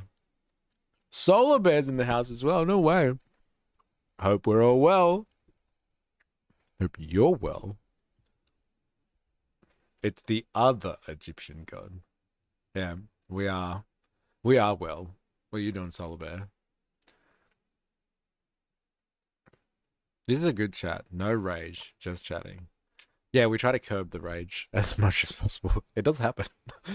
But we do try to control ourselves. This is the point, all right? You asked about what the point of this movement is. We are a group of working people, all of us, and we are trying to do something. Recognize the real problems of the world. And they're not left and right issues. I'm telling you. It's not the fucking culture wars, bro. Fuck the culture wars. We're trying to figure out what's really going on. And in classic Brian style, as Avalava would remind me, follow the fucking money. Follow the money, bro. That's where it's at. Just say Israeli Secret Service, Secret Intelligence Service instead. I didn't even realize that. That's so good. Is that what ISIS stands for? Israeli Secret Intelligence Service. Anyone ever seen the show Archer? What was the name of their spy agency again? Israel General told me Hamas member doing it. Bro, documentary film. Who are you? How do you know people? How do you know Israeli generals? Hey, maybe not so working class after all. We have someone from the bourgeoisie in here. What's your hot take for the day? Where is it?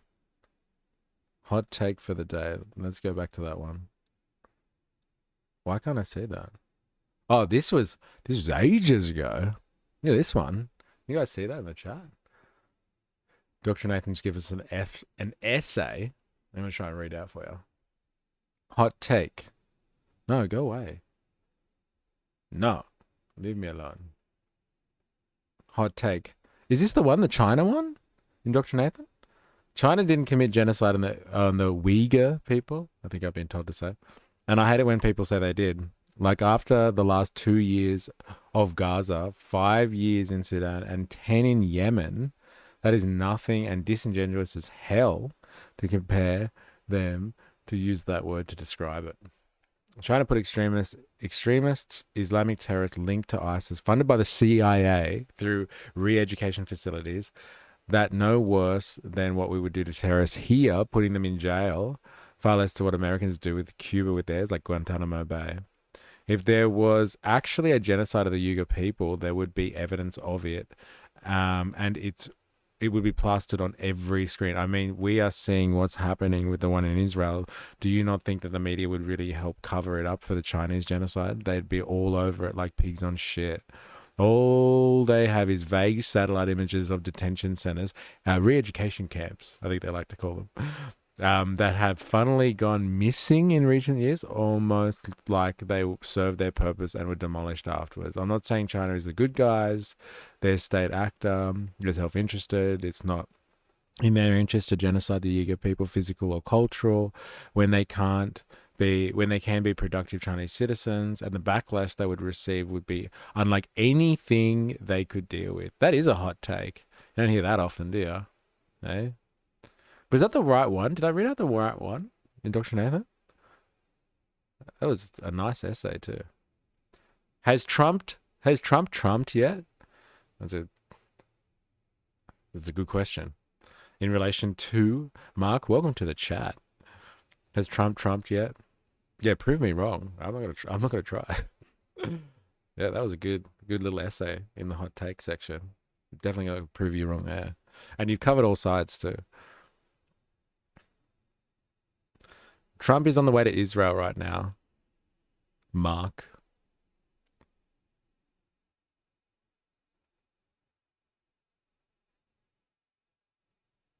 Does anyone have any comments on the Uyghur situation? Yeah, only a few hours ago, I think, he got on that plane and he's going over to head the board of peace. He wants to be there. You know why? Well, the conjecture is, anyway, he's getting on the plane because he wants to go and greet the hostages that are being released by Hamas. Could you imagine ultimate shame? Like if Hamas wanted to really pull a number on Israel and the United States right now. One, they could completely shame Bibi and Trump and just be like, no, we're not releasing the hostages. Go fuck yourself.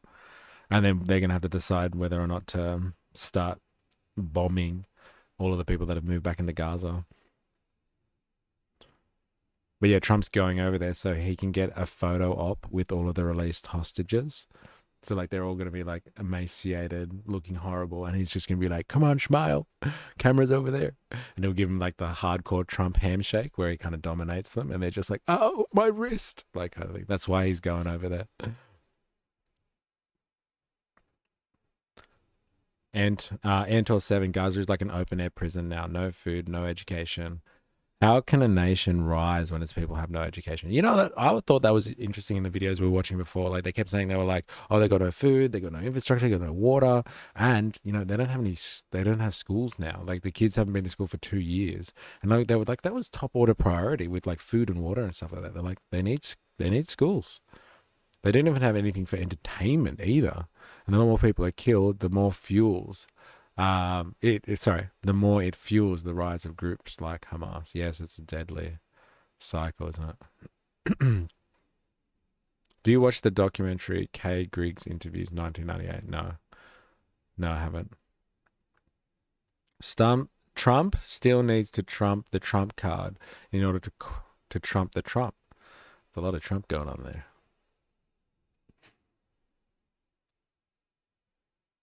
Deadline is lunch. Squeeb in the house too. Everyone's coming out of the woodwork for their afters. What's going on here?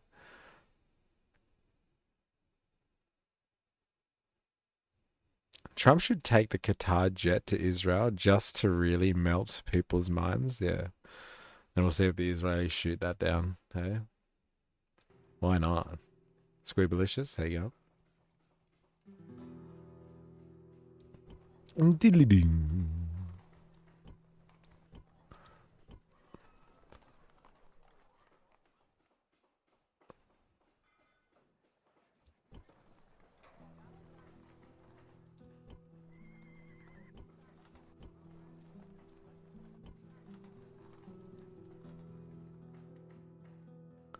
I hope they change the laws and he goes for a third term. This golden content can't end.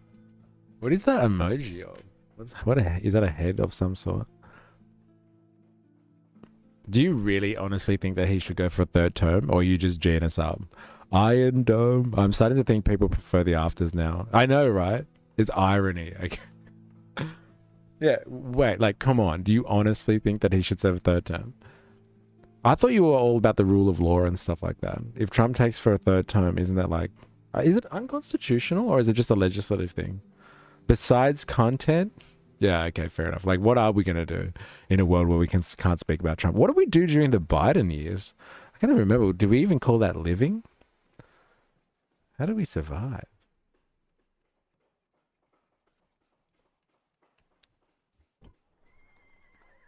If you call that living...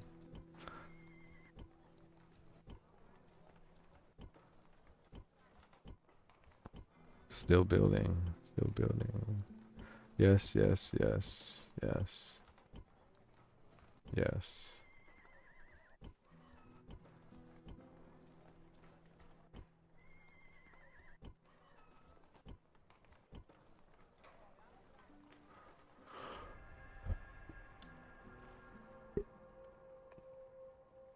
I think it would be good for the US, but I'm not educated on the matter. It's just my opinion. Yeah, I'm pretty sure they legislated against that. Like, I think it was after Roosevelt, FDR, because he served a third term after the war, and people were like, I thought it was an honor system and we're only supposed to do 2 terms. And they were like, oh shit, someone might come in here and just abuse that. And then so they changed. Did they change the Constitution? When do we get a JD Vance hog-headed emergency? Oh my god, like Daniel G's picture. That's what we should have as an emoji, right? We need to have a fucking JD Vance, like fat piggy JD Vance one. What are they doing? Where are they even coming from? The Egyptians are coming in there trying to take Tarsus from me. The dogs. It is, okay, it's actually part of the Constitution. It's not a legislative thing. It's a constitutional issue. There you go. 22nd Amendment. Do you have a rhyme for that one? What was like 16 women, 17 drinking, 18 something? That school lesson. Oh my god, there's a Giannis Varoufakis one. I'm done. I just need one of David Harvey's face and then I'm done. Oh, 4IS. That's a good idea. David Harvey emojis. That would be sick.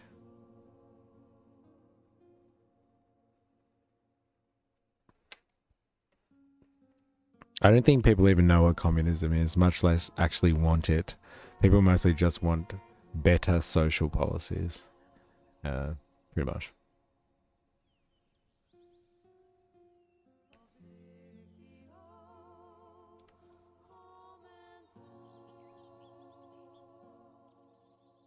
The South Park JD Vance parody is brilliant. Yes, I know. I really would like to play it now, but last time I played that, I got copyrighted. It's fucking hilarious. Yeah, Bass. Like the little midget he is. What do you want, Bass? Whatever you say, Bass.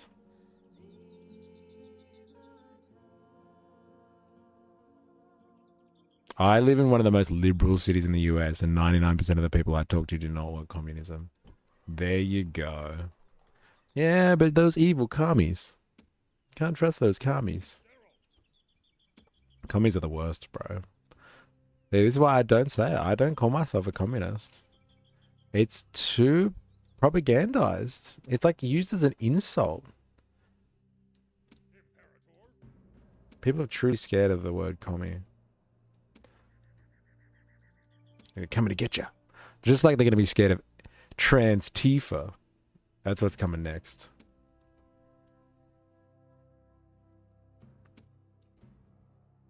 Trantifa, coming to get ya. Where are the archers? What's going on here?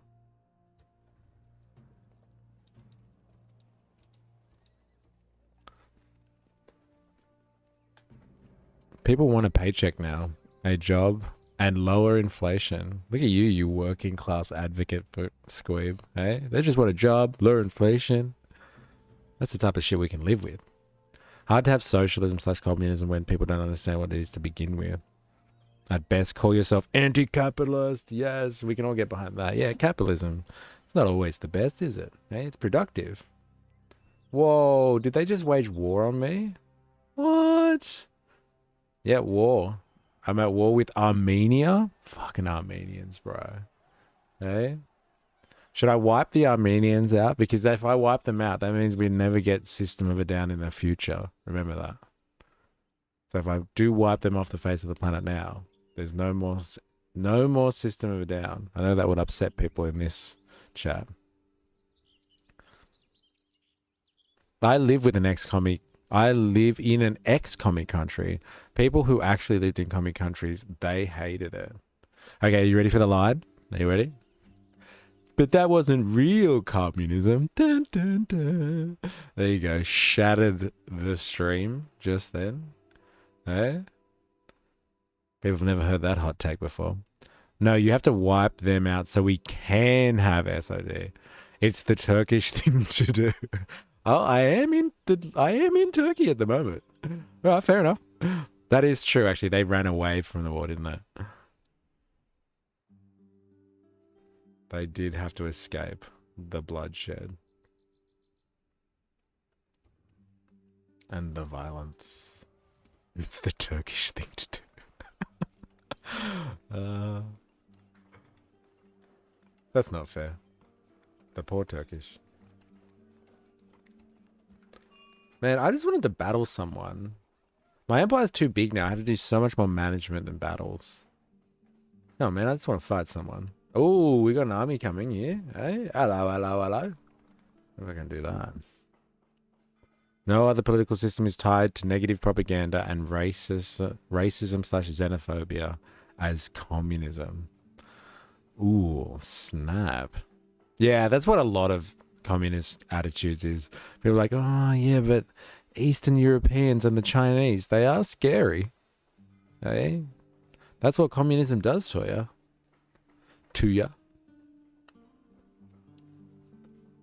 That's a good point, actually.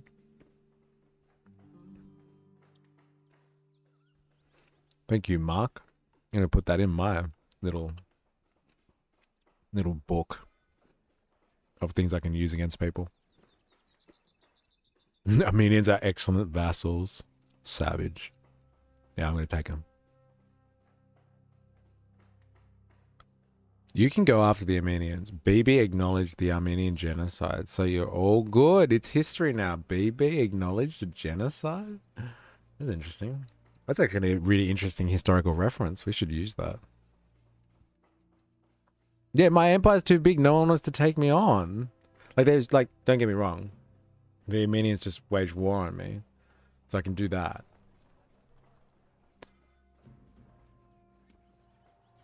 Yeah, I can't believe they did that. Bastards. Now, I'm sorry, but I have to cut off the stream chat today. Because I've got to go edit. I need to go edit that. The stream from yesterday. From the Palestine protest. So, thank you everyone for your interaction today. It's been an interesting after session too. People have really stuck around and joined in on a healthy chat. I hate to kill the conversation. It's really nice to have somewhere to raid, but we'll have to wait till next time. But yeah, thank you everyone for joining in. Okay, we had some new people today. Wekrin, and who else was in here that's new? I think we had some other people join the chat. We had like 3 versions of Groiper Bro in here today. I don't know what happened there. Documentary films, thanks for coming in as well. Integer or Jerriga, it's good to have you. Solar Bear in for a little bit at the end. Yeah, thanks for coming to the afters. Even Grand Tifa was in. It's good to have you. But yeah, thanks for coming in. Oh, we got Gamer Jam. He's back. Or she. If one believes that the economy is doing well in any way, then one has bought a politician's empty phrases and probably also believe in Santa Claus. That the economy could have been even worse is a loser mentality. It would be super easy to create a stronger economy without conditions. A child could do it. Damn, savage. That's a hot take for you. Where were you like half an hour ago? Could have had that discussion before. I'll get my shit together and start work sooner now, weather is warmer, so I can stream after work more. Yeah, just let us know. Like, hit me up, like in Discord or something. DM me, and just so I have some warning, and I'll make sure we raid and stuff. But yeah, thank you everybody for joining in today for the afters. Redistribution of rich people's wealth. I reckon Wekrin will have something to say to you about that one, Gamer Jam. We had the Seppo who brought the YMCA propaganda. Elon's almost a trillionaire while people are on the street. These are all pretty good points, actually. I wonder how Wekrin would respond to that. Hey, do we need trillionaires? I know you're all for the free market, but do we need trillionaires? It's a great question. All right. I got to bounce. Thank you very much. We're going to be on tomorrow. So, like, bring the love. Come back for another session tomorrow, and then we'll keep up this banter in the afters. And until next time, please remember, I am, you are, we are a mystery. See you on the morrow. Cheers.